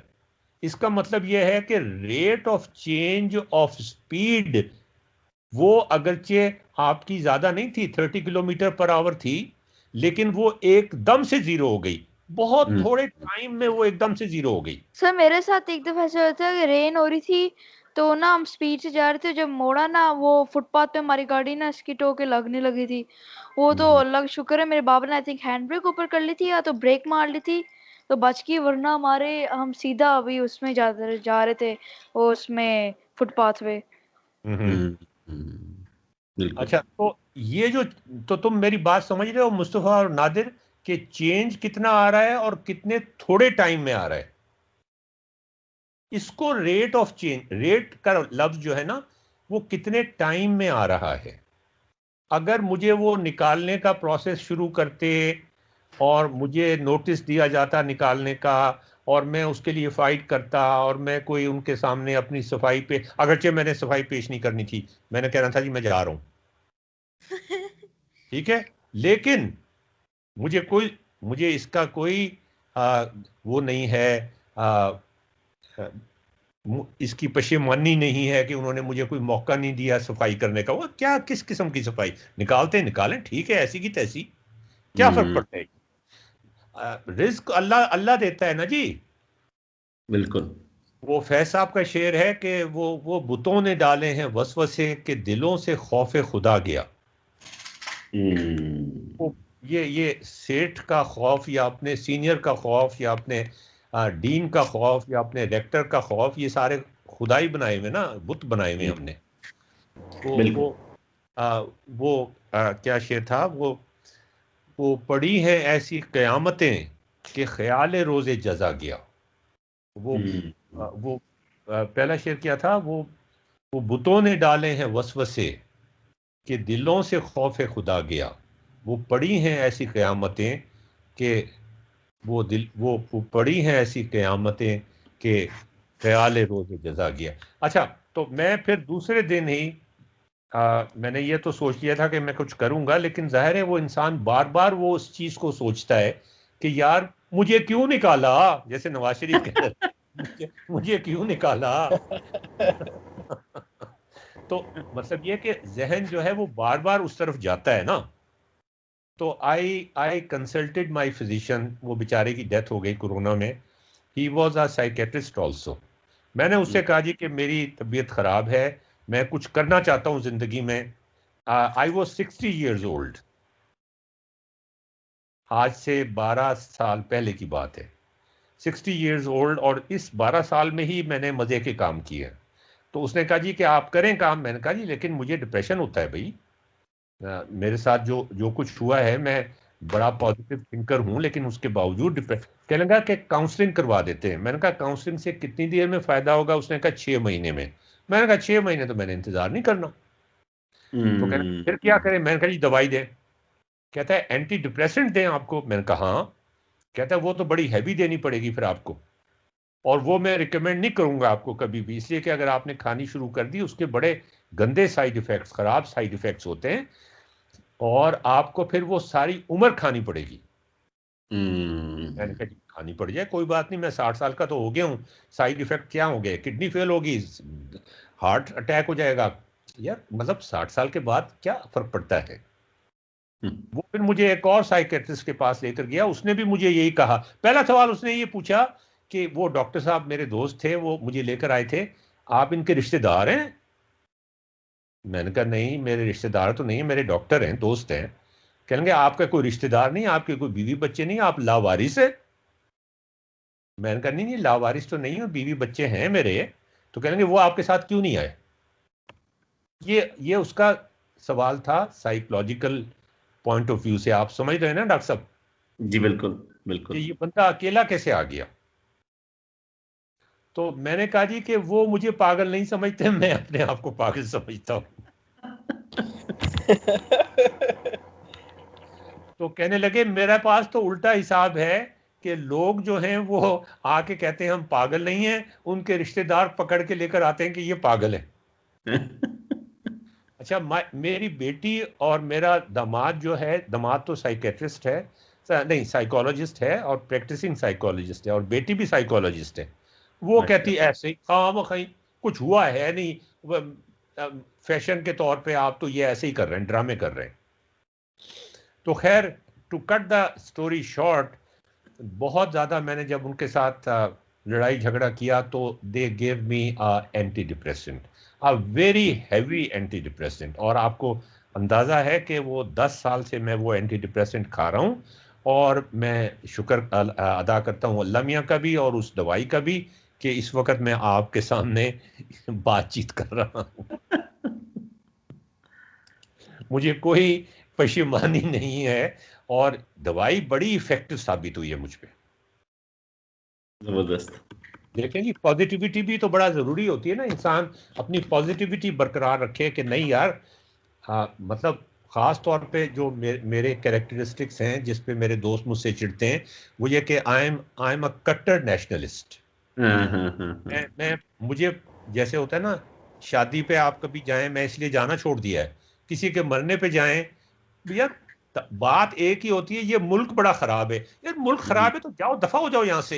किसी और मुल्क में चले जाओ, बिल्कुल किसी और मुल्क में चले जाओ, वहां जाके झाड़ू फेरना, वहां जाके बाकी काम करना, टैक्सी चलाना, वो सब ठीक है। तो मैं समझता हूं कि जितना अच्छा, प्यारा, खूबसूरत ये मुल्क है, जिसको हम मजीद खूबसूरत बनाएं, और जितना मैं अपने आप को खुशकिस्मत समझता हूं, मेरी कोई जायदाद नहीं है, बिल्कुल कोई जायदाद नहीं, लेकिन जितना मैं अपने को खुशकिस्मत समझता हूं, मैं समझता हूं मैं दुनिया का सबसे खुशकिस्मत इंसान हूं। वो जो 20,000 पाउंड जिसको मिले थे, उससे भी ज्यादा खुशकिस्मत इंसान हूं।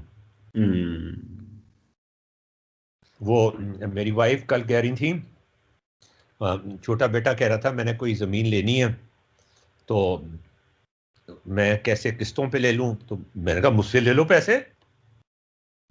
तो वो मेरी इन्होंने एक चिड़ बनाई हुई है, चिड़ तो नहीं है, मुझे तो नहीं चिड़ कह लेंगे ये चवानी वाले सेठ हैं, पैसा एक नहीं है बैंक में और देने को तैयार सबको हो जाते हैं, इसीलिए देने को तैयार हो जाते हैं कि पैसा एक भी नहीं है बैंक में। तो मतलब कहने का ये है, जो बात मैं कर रहा था लंबी हो गई, कि रेट ऑफ चेंज, असल बात यह है रेट ऑफ चेंज। एग्जैक्टली अगर हमारा मूड चेंज हो एकदम से, किसी की लॉटरी निकल आती है, उसकी आर्डलिन क्या कहते हैं, वो क्या होता है, वो एकदम से ऊपर, एड्रेनलिन, ये जो ड्रग्स बच्चे इस्तेमाल करते हैं, इसमें यही तो होता है ना कि मूड स्विंग्स एकदम से ऊपर जाते हैं, ठीक है ना। तो बस अच्छा, ये तो डिफरेंशिएशन की बात, अब आप लोगों को थोड़ा बहुत अंदाजा हो गया कि व्हाट इज डिफरेंशिएशन, कि change in a very small time interval,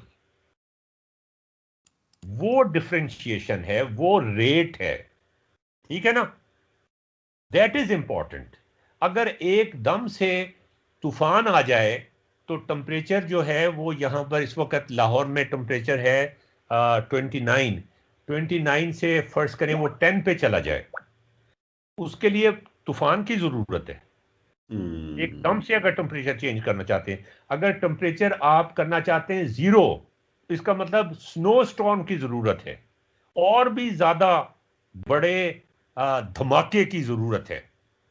मैं बच्चों को तस्वीर दिखाया करता था हिरोशिमा नागासाकी की, कि बम गिरने से पहले और उसके 5 सेकंड के बाद, हिरोशिमा की तस्वीर 5 सेकंड के बाद सब कुछ वाइप आउट हो गया था, 5 सेकंड के अंदर। इसका मतलब क़यामत टूट पड़ी थी। क़यामत इसी को कहते हैं, मतलब आहिस्ता आहिस्ता अगर कोई शहर तबाह हो जाए उसे क़यामत नहीं कहते। क़यामत उसको कहते हैं कि एक फलता फूलता, एक चलता फिरता, एक खुशी से भरा हुआ शहर जो है वो भक से उड़ जाए। टाइम जिसमें हमें भी है, हमें भी पिक्चर दिखाएं सर। क्या you want to see the हमें पिक्चर? पिक्चर दिखाएं। You want to see the picture? जी all right, I show the picture.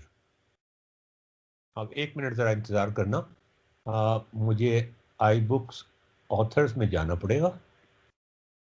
ये हमने, हाँ जी, ये मजे की बात ये है कि वर्चुअल यूनिवर्सिटी में हमने डॉक्टर साहब एक अच्छा हुआ इन्होंने ये सवाल पूछ लिया। वर्चुअल यूनिवर्सिटी में मैंने नौकरी भी की है। अच्छा, मेरे वहाँ पे प्रोग्राम भी रिकॉर्डेड हैं। अच्छा, ये थिंकिंग और लर्निंग के ऊपर, और how to think, how to learn mathematics, इस पर मेरे कोर्सेज भी हैं वहाँ पर। अच्छा, जबरदस्त। अच्छा, तो ये मैं आपको ये बताना चाह रहा था कि हाँ जी, मैं आपको ये बताना चाह रहा था कि वहाँ पर एक हमने प्रोजेक्ट किया था, और प्रोजेक्ट ये था कि हम कोई ऐसी इंटरेक्टिव किताब बनाएं तो बच्चों को साथ साथ उनका एग्जाम भी लेती रहे और साथ साथ उनको पढ़ाती भी रहे। कैसा है? देख लें। है जी, वो 6 महीने का प्रोजेक्ट था जो हमने 4 महीने में कंप्लीट कर लिया था। जबरदस्त। और बड़ा मजा आया था उसमें। वो जो प्रोजेक्ट मैं प्रोजेक्ट को लीड कर रहा था, ये देखें, आपको ये शेयर हो रही है ना स्क्रीन, ये प्रोडक्ट था जो हमने बनाया था वहां पे। अब मैं आपको शुरू में ले जाऊं इसको, तो इसमें टेक्स्ट बहुत कम है, इंटरेक्शन बहुत ज्यादा है, और ये कहानी से शुरू होती है। किताब का नाम ही है कोमल की कहानी। अच्छा, हम डिफरेंशिएशन का एक दफा भी जिक्र नहीं करते, एक दफा भी। मतलब हम ये नहीं कहते D Y over D X, लेकिन हम कर डिफरेंशिएशन ही रहे होते हैं। मजे की बात ये है। सर, तो मुझे आपने किताब भेज सकते हैं? हाँ, ये किताब एप्पल पे चलती है, अगर एप्पल है तुम्हारे पास तो भेज सकता हूँ। सर मुझे भी भेज दो। चलो भेज दूंगा तुम्हें। अच्छा जी, ये देखें जरा अब आप, ये देखें जरा, ये शहर है, इसको जरा गौर से देखो इस शहर को। सर ये शेयर फेक है। नहीं नहीं, फेक नहीं है, बिल्कुल एक सही तस्वीर है। और इसमें मैंने कोई सैकड़ों स्कूलों में जाके इस किताब को टेस्ट किया है डॉक्टर साहब जी। और वहां पे मुख्तलिफ सवालात मैंने पूछे हैं उनसे। इस शहर को देखें, इसमें आपको कुछ चीजें नजर आ रही हैं, कुछ रास्ते नजर आ रहे हैं, ये देखें। जी बिल्कुल। ये एक पानी की नहर बह रही है या दरिया बह रहा है, और ये उसके ऊपर एक पुल है, ये नजर आ रहा है, और ये रास्ते नजर आ रहे हैं। ठीक है, ये हिरोशिमा की तस्वीर है बम गिरने से पहले, और ये तस्वीर है बम गिरने के बाद। अच्छा, अब आप ये देखें कि मैं वापस जाऊं, ये रास्ते और ये पुल और ये पानी, ये सब उसी तरह मौजूद है। मैंने एक स्कूल में ये सवाल पूछा कि आपको इन दो तस्वीरों में कोई मुमासलत, मैंने ये नहीं कहा कि ये एक ही शहर की, मैंने कुछ नहीं बताया उनको कि ये हिरोशिमा है या क्या है। मैंने उनसे पूछा कि इन दो तस्वीरों में आपको कोई आई ऑलवेज आस्क क्वेश्चन, मैंने पहले भी बताया ना आपको, I just ask question, I don't give them answers, they give me answers. बिल्कुल। And they give me fantastic answers. ये कोई 7वीं 8वीं जमात के बच्चों को मैं तस्वीर दिखा रहा था, मैंने कहा इन दो तस्वीरों में कोई मुमासलत है? कैन यू इमेजिन कि 60% ऑफ द स्टूडेंट सेड कि ये एक ही जगह की दो तस्वीरें हैं। देख ले। मैंने कहा तुम्हें कैसे पता चला? कहते हैं देखें, ये रास्ते वही हैं, ये पुल वही है, ये दरिया वही है, इसका मतलब ये एक ही चीज है। मैंने कहा घर कहां चले गए? कहता है ये तो हमें नहीं पता कि कहां चले गए, लेकिन ये है एक ही इलाका, एक ही जगह की दो तस्वीरें हैं। मैंने कहा ये तब्दीली आ गई है कोई? हाँ, तब्दीली आ गई है। मैंने कहा कि बड़ी सख्त तब्दीली आई है? कहते हैं हाँ, बड़ी सख्त तब्दीली आई है। अच्छा, फिर मैंने उनसे एक बड़ा अचंभे वाला सवाल पूछा, और मेरा ख्याल ये था डॉक्टर साहब कि वो इस सवाल का जवाब नहीं दे सकेंगे। अच्छा। और टीचर की ये बड़ी बदकिस्मती होती है। देखिए मेरी ये बात जरा गौर से सुने आप। टीचर की ये बड़ी बदकिस्मती होती है कि वो अपने स्टूडेंट्स को अंडर रेट करता है। बिल्कुल। ओवर रेट करने की बजाय अंडर रेट करता है, और जिसकी वजह से उनका सेल्फ कॉन्फिडेंस मारा जाता है। अच्छा, मैंने पूछा कि ये तब्दीली आई है और तुम कहते हो कि बड़ी सख्त तब्दीली है, दूसरे अल्फाज में क़यामत टूट पड़ी है। ये जो तब्दीली आई है ये तुम्हारे, ये मैं समझाऊं, ये मेरा सवाल बड़ा मुश्किल सवाल था मेरे ख्याल में, है जी? ठीक है। मैं ये समझता हूं सवाल ये था कि ये तब्दीली ऐसे भी तो हो सकता है ना कि ये तब्दीली आई हो, कई 100 साल के अंदर शहर बसते हैं, उजड़ जाते हैं, जैसे मोहनजोदाड़ो खत्म हो गया। सर ये मैं आपको पता हूँ उस क्वेश्चन का आंसर क्या कहता? हाँ, दैट इज नॉट ट्रू, ऐसा हो ही नहीं सकता।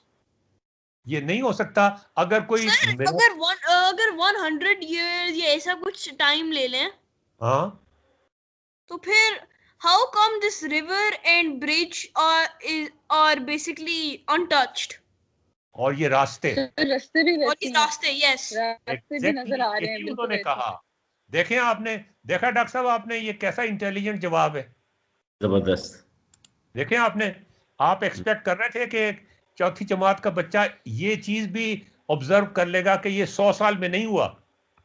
यस आप देख सकते हो लाइंस वो जो आई मीन रास्ते बहुत ही क्लियर है। हाँ हाँ, तो ये कितनी देर में हुआ है? सर ये रिसेंटली मैटर ऑफ सेकंड्स, ये सेकंड्स में हुआ है, इस सेकंड में हुआ। ये चेंज जो है सेकंड में। और जो जब चेंज सेकंड में आता है ना, तो इसका मतलब है क़यामत टूट पड़ती है। कैटास्ट्रॉफी है बिल्कुल। हाँ जी। तो मुझे ये सर, ये मेरे पास ऐसा क्वेश्चन है, ये हिरोशिमा का एटॉमिक बॉम्ब, इतना बड़ा एटॉमिक बॉम्ब, इतना dangerous atomic bomb, how come it led the bridge paths and water unscathed, but it destroyed all the buildings? The water was vaporized at that time. नहीं, मैं एक picture में कह रहा हूँ। हाँ, मैं पिक्चर की बात ही कर रहा हूँ कि ये इस वाटर के बिल्कुल ऊपर नहीं पड़ा होगा ना, वो मतलब उसका टेम्परेचर बॉइलिंग शुरू हो गई होगी, वाटर बॉयल शुरू हो गया होगा, और ब्रिज इतना मजबूत था कि वो नहीं टूटा, लोहे का बना हुआ था ना। तो वो सर, कोई घर लोहे के नहीं बने हुए होते हैं, मतलब जो चीजें कोई तो रिमेन्स होनी चाहिए घर की, पर ये तो कोई नहीं है। हमारे ये सूरत हाल थी 5 सेकंड के बाद, लोग पिघल गए थे,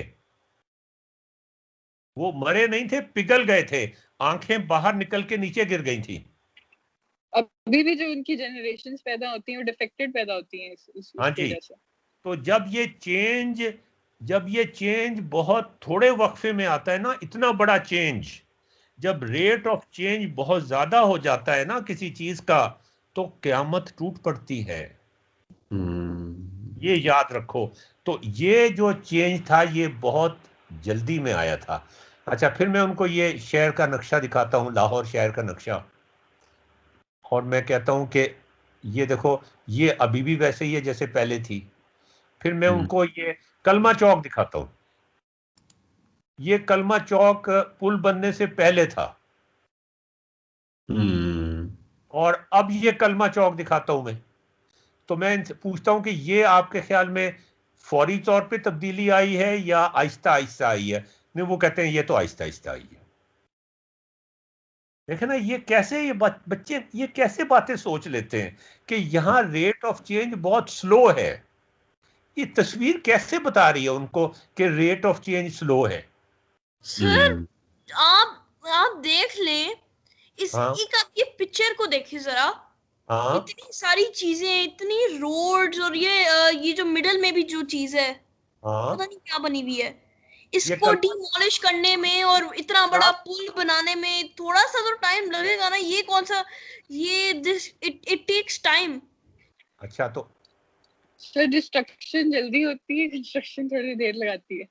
अच्छा जी, डिस्ट्रक्शन जल्दी होती है अगर एटम बम चला दिया जाए तो। वो that is like the Usain bolt. और अब आप ये भी देख लें जरा, एक सेकंड सर, मैं इसको बताऊंगा। अगर ये भी देख लें, ये भी अगर आप जरा गौर से देखें डॉक्टर साहब आप ये देखें, मैं साथ साथ हिस्ट्री भी डिस्कस करता जा रहा हूँ। बिल्कुल बिल्कुल, इसलिए जब तक हम हिस्ट्री से सबक नहीं सीखेंगे ना, इस वक्त जो इस्लामी ममालिक के साथ हो रहा है, हम बड़े खुशकिस्मत हैं कि पाकिस्तान में ऐसे हालात नहीं हुए जो इराक में, जो शाम में, जो अफगानिस्तान में, जो लिबिया में, जो बाकी और जो ममालिक हैं उनमें जो हालत हो रही होनी, आपको अंदाजा नहीं है कितना कुछ हो रहा है। एग्जैक्टली। हमें अल्लाह का शुक्र अदा करना चाहिए और इस मुल्क को मजीद ये देखो जरा, ये इराक है बमबारी से पहले, लुक एट दैट, और ये इराक है सिर्फ 2 दिन की बमबारी के बाद। एटॉमिक बॉम्ब नहीं फटा था वहां पे, लेकिन 2 दिन के अंदर ये तब्दीली आई थी। तो क़यामत तो टूट पड़ी ना, क़यामत टूट पड़ी, बिल्कुल। तो मतलब अब आप देखें कि रेट ऑफ चेंज को डिफाइन करते करते, डिफरेंशिएशन का जिक्र करते करते हमने कितना टाइम लगाया है।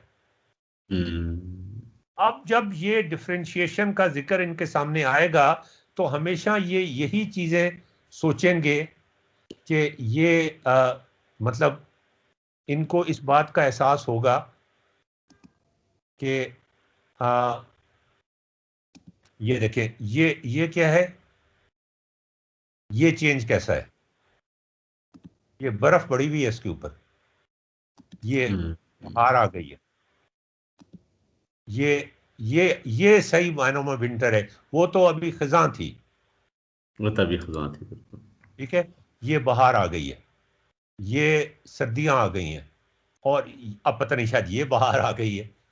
तो मतलब कहने का ये है कि ये एक साइकिल है जो चलता जाता है, वही साइन वेव आ गई दोबारा से। ये देखें आप, साइन वेव जो है उसको हम बहुत डिटेल के साथ स्टडी करेंगे, उसकी डिफरेंशिएशन भी करेंगे, उसकी इंटीग्रेशन भी करेंगे। अब आप देखें जो ये किताब पढ़ रहा होगा उसको कितना मजा आएगा। ये देखें जरा, नवंबर, ये इसमें इस तरह के विजिट्स भी काफी सारे हैं, और यहाँ सवाल भी पूछता जाता है। अगर कोई बच्चा सवाल का जवाब सही नहीं देता तो उसे वो पीछे ले जाता है। ये है वो एटम बम। सर मैं आपसे एक सवाल पूछ सकता हूँ? हाँ जी, पूछिए, जरूर पूछिए। ये पिक्चर इनने कैसी ली थी? क्या मतलब कैसे ली थी? तब तक कलर तो नहीं थे बैक देन। यार ये बात के एटम बम की पिक्चर है ये। वो वैसे उस जमाने में भी कलर पिक्चर्स आ गए थे, फोटोग्राफी आ गई थी।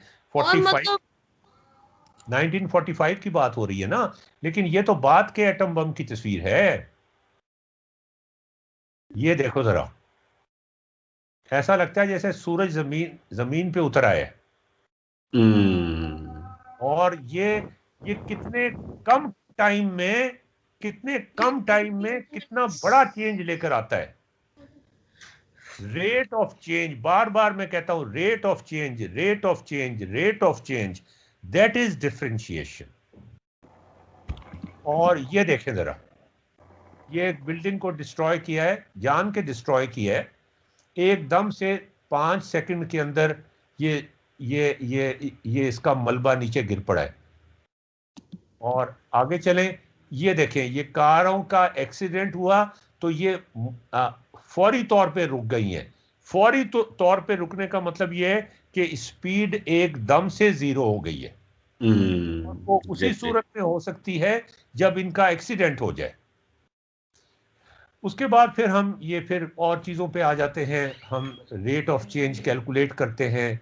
हम ये देखें, इसमें सारी पाकिस्तान PIA सारी चीज़ें जो हम दिखा रहे हैं वो पाकिस्तान से रिलेटेड है। अच्छा, अब ये बंदा जो है, हाँ, ये बंदा जो है, ये ट्रेन के अंदर जो बुलेट ट्रेन है उसमें सो रहा है, और इसको कोई इसको धक्का नहीं लग रहा। अच्छा, धक्का भी नहीं लग रहा तो ये मतलब ये कि इतनी स्पीड पे जा रही है वो 200 माइल्स पर आवर पे, तो ये सो कैसे रहा है? इसलिए कि चेंज नहीं आ रहा स्पीड के अंदर। ये चेंज जब आता है ना, जब हमें झटका लगता है। आपकी कार में झटका आपको उस वक्त लगेगा जब आपकी कार एकदम से एक्सेलरेट होगी या एकदम से रुकेगी। वैसे झटका नहीं लगेगा, आराम से सोते रहेंगे आप।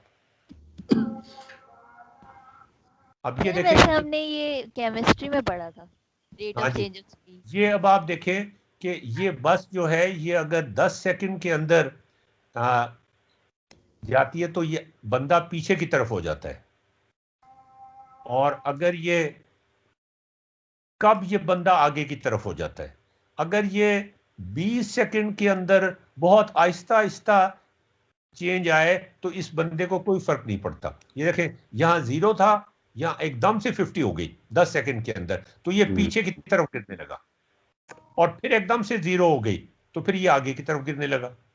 यहाँ पर 0 से 50 आहिस्ता आहिस्ता हुई, चेंज आहिस्ता आहिस्ता आया, इसको पता भी नहीं चला, ये खड़ा होके चाय पीता रहा आराम से। तो रेट ऑफ चेंज का जो कॉन्सेप्ट है ना, अब देखें ये जो मोटरसाइकिल है इसकी खास बात यह है कि एकदम से 2.5 सेकंड्स के अंदर ये 50 किलोमीटर पर आवर पे पहुंच जाती है। ये सुजुकी कार है, पुराना मॉडल, ये 50 किलोमीटर 10 सेकंड में पहुंचता है। ये ट्रक है, ये 20 सेकंड्स लेता है। Sir same speed. हाँ जी। अभी मैं जा रहा हूँ, वो मैंने एक जगह जाना है। ओहो, रूट तो नहीं गए तुम? हम्म? रूट तो नहीं गए? रूट नहीं गया सर, नहीं अच्छा, रूट नहीं गया इस दफा नहीं। टाइम खत्म हो गया है तो I think that's sufficient for today. आप कोई कमेंट करना चाहेंगे? डॉक्टर साहब, भट्टी साहब आप कोई कमेंट करना चाहेंगे? ताहिर साहब, हैदर, अहद आप कोई कमेंट करना चाहेंगे? प्लीज मैं आप सबके लिए अबे राना आप कोई कमेंट करना चाहेंगे? प्लीज बताइए। डॉक्टर साहब आपसे शुरू करता हूँ। जी, मेरे असल में आपने काफ़ी इंटरेस्टिंग एग्जांपल्स दे दी हैं। तो जब आपने उस टाइम सवाल पूछा था तो उस टाइम चूँकि ये एग्जांपल नहीं थी, तो 2 एग्जांपल मेरे उस टाइम पे आई थी जहन में। तो एक जो, क्योंकि स्पोर्ट्स हम देखते हैं बहुत ज़्यादा, तो जब वो मैच बड़ा जो है ना फंस जाता है, रन रेट रिक्वायर्ड जब वो कहते हैं ना कि पर ओवर आपने इतने रन अगर कर लिए तभी आप मैच जीत जाएंगे, तो वो एक जहन में मेरा आया था। तो उसमें फिर ये जब कोई हार्ड हिटर आता है और वो 3-4 छक्के मारता है तो वो रन रेट भी शूट करता है ऊपर फिर। और दूसरा ये तो हम इंजीनियरिंग में रेट जब यूज करते हैं तो all the mathematicians they don't care rate, वो हर जगह यूज करते हैं, लेकिन इंजीनियरिंग में रेट जब हम यूज करते हैं तो हमारा मतलब टाइम होता है। तो लेकिन जब हम डिस्टेंस की बात करते हैं, लेट्स से आप सड़क पे जा रहे हैं और बम्प आ गया या कोई चढ़ाई ऊपर उतराई, तो वहां पे more appropriate will be to use slope. जी जी। तो अब अगर आप ऊपर जा रहे हैं तो आप गेस कर सकते हैं कि यार ये अगर ये इसी स्लोप पे हो तो मैं कितना ऊपर चला जाऊंगा। तो वहां पे सो आई सी derivative as manifesting itself in 2 forms: rate when time is involved and slope when distances are involved. बिल्कुल सही बात, बिल्कुल सही बात। Any other comment?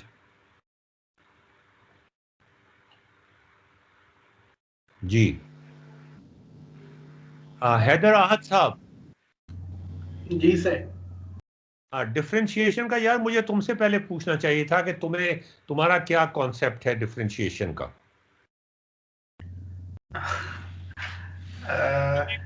अब क्या है, चलो सच्ची सच्ची बता दो।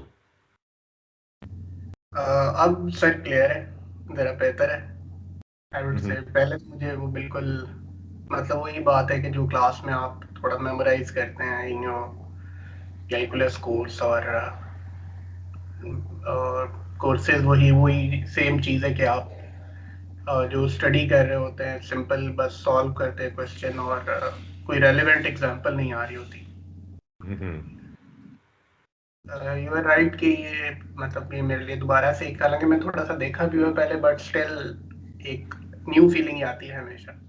एग्जांपल दैट स्ट्राइक्स, और वो रेलेवेंट ही रहती हैं चीज़ें, बल्कि मज़ीद रेलेवेंट हो जाती है।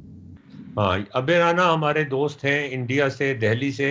आप कुछ कहेंगे? आप अबे राना हैं अभी?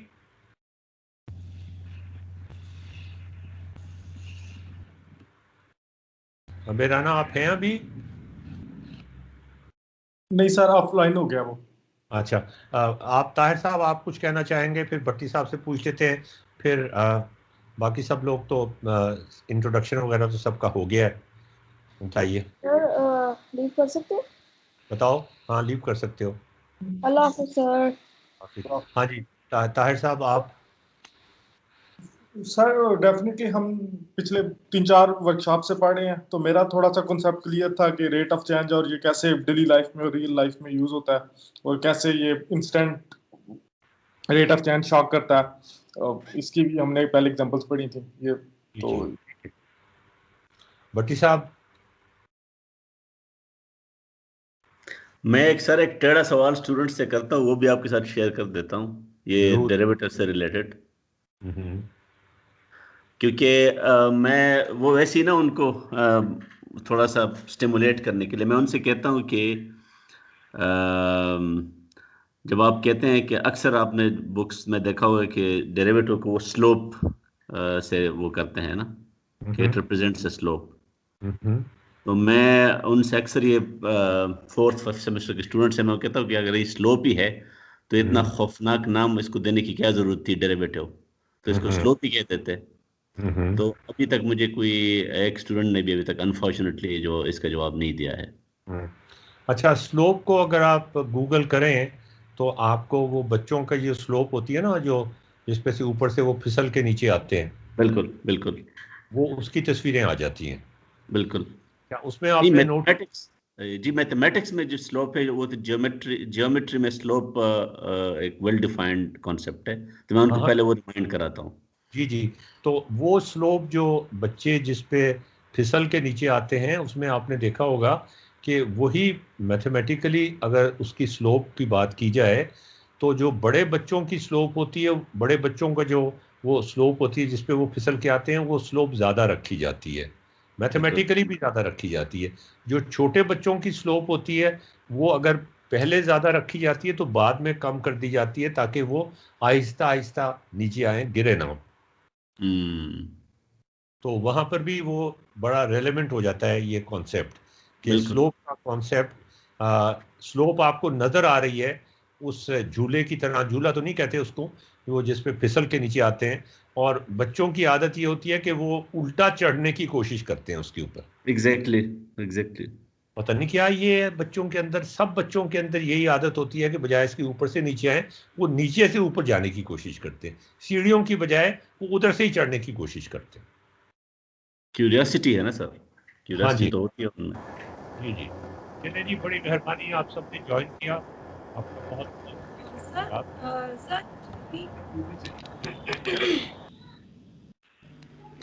बोलो। आवाज ठीक है सर? मैं आपको एक छोटी सी चीज दिखाना चाह रही थी, जो साइन कॉस को मैंने एक डिफरेंट तरह प्लॉट करके देखा। हाँ जी, करके दिखाएं जी, शेयर करें स्क्रीन।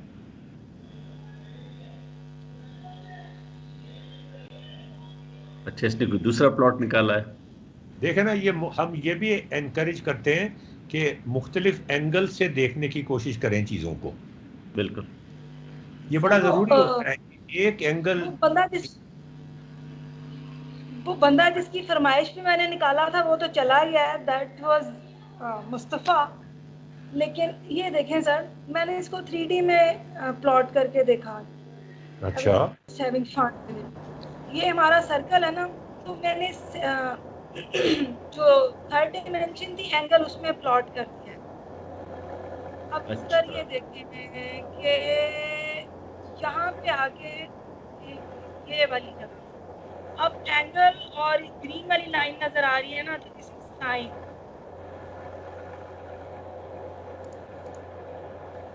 और इसको मैं रोटेट करूं तो ये जब रेड वाली नजर आ रही है तो नाउ दिस इज कॉस। क्या बात है जनाब, जबरदस्त। और सर एक्स वाई प्लेन में ये सर्कल, असल में क्रिएटिविटी है। ऊपर से देखें तो सर्कल है, अदरवाइज ये एक वेव है। और मतलब ये देखिए ना, ये साइन इस वक्त ये कॉस वेव नजर आ रही है हमें, और घुमा दें तो साइन वेव नजर आ रही है। और ऊपर से देखें तो सर्कल है। सर असल में ना मेरी मोटिवेशन इसकी ये थी कि आई वाज क्यूरियस कि जब हम ये साइन कॉस के वो हार्मोनिक्स वगैरह होते हैं तो फिर सर्कल नहीं होता तो क्या होता है। तो जैसे मैंने ये एक और फंक्शन है जिसमें मैंने एक हार्मोनिक और ऐड किया हुआ है। ये देखें ना, इसकी ये फॉर्म, ये हमारे ये इसकी कॉस फॉर्म है और ये इसकी साइन फॉर्म है। अच्छा, सुहेब साहब का तारुफ नहीं हुआ, वो भी अभी मैं उनसे रिक्वेस्ट करूंगा कि करवा दें अपना। ये तो बहुत मजेदार आपने बनाई है। हाँ डॉक्टर साहब, देखा है आपने? माशाल्लाह, जबरदस्त। ये मेरा असल में अब जी सर मेरी परेशानी है कि ये जो सर्कल का तो हमें पता ही होता है, ये जो शेप आ रही है इसकी सिग्निफिकेंस क्या है? Because engineering is not my field, तो मैं तो इसको सिर्फ शक्ल से देख सकती हूँ. What is the significance? ये लिसाजियोस फिगर्स, आप इसको ऊपर लेके जाए ना, जरा खोलें जरा इसको, साइन को साइन दिखाएं जरा इसके. ये देखिए सर, ये साइन है. हाँ जी. अब और ये कोसाइन है. अगर आप रो को प्लॉट, अच्छा खैर ये तो वो फिर बात लंबी हो जाएगी, प्लॉट करेंगे तो फिर वो लिसाजियोस फिगर बन जाएगा. लेकिन ये आप इसको ऐसे एक बात मैं बता दूं, इसको साइन कोसाइन ना कहें ना. जब आपने इसका हार्मोनिक ऐड कर दिया तो साइन कोसाइन कहना बंद कर दिया. They are just periodic signals. Exactly वो मैंने बनाया वहां से था, तो इसलिए ये लिखा, तो मैंने तो उसी को याद रखने के लिए अब आपको हिंट मिलना चाहिए कि ये सर्कल, ये जो शेप आप बताएं ना, दोबारा उस व्यू में जाएं कि ये जो शेप बन रही है ना, ये इसलिए बन रही है कि ये प्योर साइन वेव्स होते तो ये सर्कल होता. The fact that it is different from circle just reminds you that you have added harmonics. So that is its significance. आपको और क्या चाहिए? हाँ, लेकिन मजे की बात यह कि मैंने भी कभी सर्कल में और साइन और कोसाइन में ये 3D की जो डायमेंशन इन्होंने थर्ड डायमेंशन ऐड की है, उस लिहाज से कभी भी मैंने नहीं सोचा था. अच्छा, आपको फोरियर ट्रांसफॉर्म याद है जब आप फोरियर सीरीज को कॉम्प्लेक्स फॉर्म में लिखते हैं? असल में सर मैं वो फोरियर ही समझने की कोशिश कर रही हूँ, मेरे पल्ले नहीं पड़ती वो. नहीं, मैं बताऊँ के बगैर फोरियर समझा दे. मैं आपको ये बता दूं कि जो आपने किया है ना, आपने हार्मोनिक्स ऐड किए हैं, कोसाइंस और साइंस, ठीक है? हाँ जी. जब ये अलग अलग इनको ना एनालाइज करना बहुत मुश्किल होता है. तो वो क्या करते हैं, वो इनको कंबाइन करके ना जो FFT का जो कॉन्सेप्ट है, वो आप जाहिर बात नहीं समझना चाहते. लेकिन मैंने FFT निकाली ही नहीं है सिग्नल की, लेकिन still I can feel that Fourier. नहीं, वही तो मैं कह रहा हूँ ना कि वो FFT इसका फैंसी नाम है. FFT सिर्फ इसका फैंसी नाम है. आपने वही करने की कोशिश की है. देखो ना, FFT में मैग्नीट्यूड होता है ना और फेज होता है, ठीक है? तो मैग्नीट्यूड और फेज आपको यहाँ पे इस शेप में दोनों नजर आ रहे हैं ना. आप सेंटर से ड्रॉ करें तो मैग्नीट्यूड भी नजर आएगा और फेज भी नजर आएगा. हाँ, तो इसको ना कहना, इनको इसका इनका नादरा ही नाम दे दें इसको. बिल्कुल, ये खुद नाम दे. हाँ, ये नादरा. मुझे फाइल बाकी सबके साथ शेयर कर लें प्लीज, फाइल मतलब ईमेल कर दीजिएगा मुझे. I did nothing fancy. मैंने वो सिर्फ कर्व की कमांड 3D में यूज की है. नथिंग फैंसी यार, नथिंग फैंसी. आपने फैंसी नहीं किया, लेकिन मैं कह रहा हूँ कि जो लोग FFT टर्मिनोलॉजी यूज करते हैं वो सिर्फ नाम मुश्किल यूज करते हैं. ये कॉन्सेप्ट यही होता है. उसमें वो एक ई होता है ना जो मुझे परेशान करता है, वो मैं डाल के निकाल सकती हूँ, लेकिन मुझे उसकी विजुअली समझ नहीं आती. मिस, आप ये बताएं, वो जो सर्कल था, वो जो ऊपर की तरफ आपने बनाया था, वो कैसे आपने बनाया था? वो मैंने ये दूसरा फंक्शन प्लॉट किया था जो सिंपल कॉज और साइन है. अच्छा, ये वैसे अगर आप एक सर्कल बनाएं हाँ, और मतलब सर्कल के अंदर कोई चीज चल रही है और उसको टाइम के एक्सिस में चला दें, तो टाइम ऊपर वाला जो एक्सिस है वो टाइम वाला है, तो वो सर्कल में जब चलेगा टाइम के अंदर, तो उसके जो एक्स वाई है वो इस तरह से इस लूप के थ्रू ऊपर की तरफ जाएंगे. ये अभी आप टाइम पे इग्नोर करें. This is what I did. मैंने ये कर्व की कमांड यूज की है ना, उसमें एक्स एक्सिस पे, वाई एक्सिस पे और थर्ड पे मैंने एंगल प्लॉट कर दिया. हाँ, तो मैंने ये इस तरह से नहीं किया था. वो बच्चों के लिए आसान रहेगा कि आप एक सर्कल बनाएं और सर्कल का जो सेंटर है ना उसको ऊपर की तरफ चला दें, वो सर्कल ऊपर जाएगा. फिर सर्कल के अंदर एक पॉइंट लगा दें और सर्कल को गायब कर दें, तो वो पॉइंट इस मैं ट्राई करके देखूंगी, क्योंकि उससे शायद समझने में ज्यादा आसानी हो. मैंने बनाया हुआ, वो मैं भेज दूंगा आपको. अच्छा, मुझसे शेयर कीजिएगा. ईमेल कर दो यार, ईमेल. हाँ डॉक्टर साहब, आपने देखा है ये लोग जो हैं फिर खुद से इसमें जिद्दत पैदा करते हैं. बिल्कुल बिल्कुल. और असल लर्निंग जब होती है जब बच्चे खुद से आउट ऑफ द वे जाकर कोई नई चीज बनाने की कोशिश करते हैं. बिल्कुल. लेकिन अच्छा, मैं एक बिल्कुल जी मैं एक रिकमेंडेशन दूंगा ना, ये जो मुझे आइंस्टाइन वाली एक वो कोट याद आ गया कि keep it as simple as possible but जी नॉट जी सिंपलर, बट हाँ नॉट जी सिंपलर। तो अब एग्जैक्ट ये जब हम ये विजुअलाइजेशन की कोशिश करते हैं तो हमें बिल्कुल ये बड़ा इनकरेजिंग होता है, लेकिन एंड पे जो उसके कनेक्शंस है ना, वो FFT हो गया, वो Euler identity, we have to go back to those. हम उसको बिल्कुल डिस्कार्ड नहीं कर सकते। बिल्कुल सही है। डिस्कार्ड कर देंगे ना तो सूनर और लेटर, जिस तरह कोरोना है ना, मैं बच्चों को कहता हूँ कि कोविड कहीं नहीं जा रहा, you have to face it. आप आंख बंद करके कोविड को खत्म नहीं कर सकते। तो वो जो मैथमेटिक्स के कुछ सिंबल्स हैं, you have to embrace them. आप उनको आंख बंद करके उनको उनका कुछ नहीं होगा, आप अपना ही कंसेप्ट खराब करेंगे। वो आप एटम बम चला के ही बस खत्म कर सकते हैं कोरोना। बिल्कुल। चलें जी, आपका बहुत बहुत शुक्रिया। अच्छा, इसमें सोहेब साहब हैं अभी या चले गए? इधर ही जी है। है। सोहेब साहब आप भी अपना इंट्रोडक्शन करा दें। ये सेक्रेटरी हैं इस वर्कशॉप के जी। नहीं मैं जनाब अपना, वैसे मैं केमिकल इंजीनियरिंग की भी है यूटी से, और उसके बाद मैंने 8 साल का, तकरीबन 9 साल का मेरा फील्ड का एक्सपीरियंस है। सुई जो डिस्ट्रिक्ट डेरा बुक्ती बलूचिस्तान है, वहाँ पे मैंने काम किया था ऑपरेशंस में। अच्छा। फिर उसके बाद मैं मास्टर्स के लिए गया था यूके, और वहाँ पे प्रोजेक्ट मैनेजमेंट में मास्टर्स था, उसका थीसिस अभी मेरा रहता है। तो बस उसी चक्कर में अभी थीसिस एक तो रहता है, और साथ में ये अशरफ साहब के साथ बस, यानी कि इनके जो काम का आपने देख ही लिया है कितना उसकी जो वैल्यू है वो कितनी, मतलब बहुत ही नीड ऑफ द आवर वाली चीज़ है। तो सारा उसको बस काम ये सुहेब की कोशिशों का नतीजा है। नहीं मैं तो जस्ट एक वो 4 पहिए हैं, तो शायद उनमें से छोटे वाला पहिया जो है ना मैं तो छोटा पहिया भी नहीं हूँ। नहीं वो होता है ना, वो स्टीयरिंग व्हील आपके पास है। बच्चों की साइकिल होती है ना, जिसमें 2 पहियों की होती है, उसके साथ एक तीसरा पहिया भी साइड पे लगा देते हैं। गिरे ना, वो वाला पहिया हो। तो ये है जी, ताकि बच्चे खुद ही साइकिल चलाएं। बस हमारा काम ये हो कि वो अगर बहुत तेज जा रहे हैं तो उनको गिरने से बचा लें। बिल्कुल। टीचर का सिर्फ मजा आ गया, बहुत मजा आ गया। ठीक है जी, तो आपने एंजॉय किया? बहुत मजा आया सर। ओके जी सर। चलो इंशाल्लाह। ओके, टाइम काफी हो गया। जी सर, मैंने आपसे बात करनी थी। बताइए। चाहे अलग से कर लेंगे क्योंकि बाकी लोग थक गए होंगे। अच्छा ठीक है जी, जी प्लीज बाकी लोग लॉग आउट कर जाएं। Continue. Thank you. Okay. Allah. Sir recording भी हटा दें।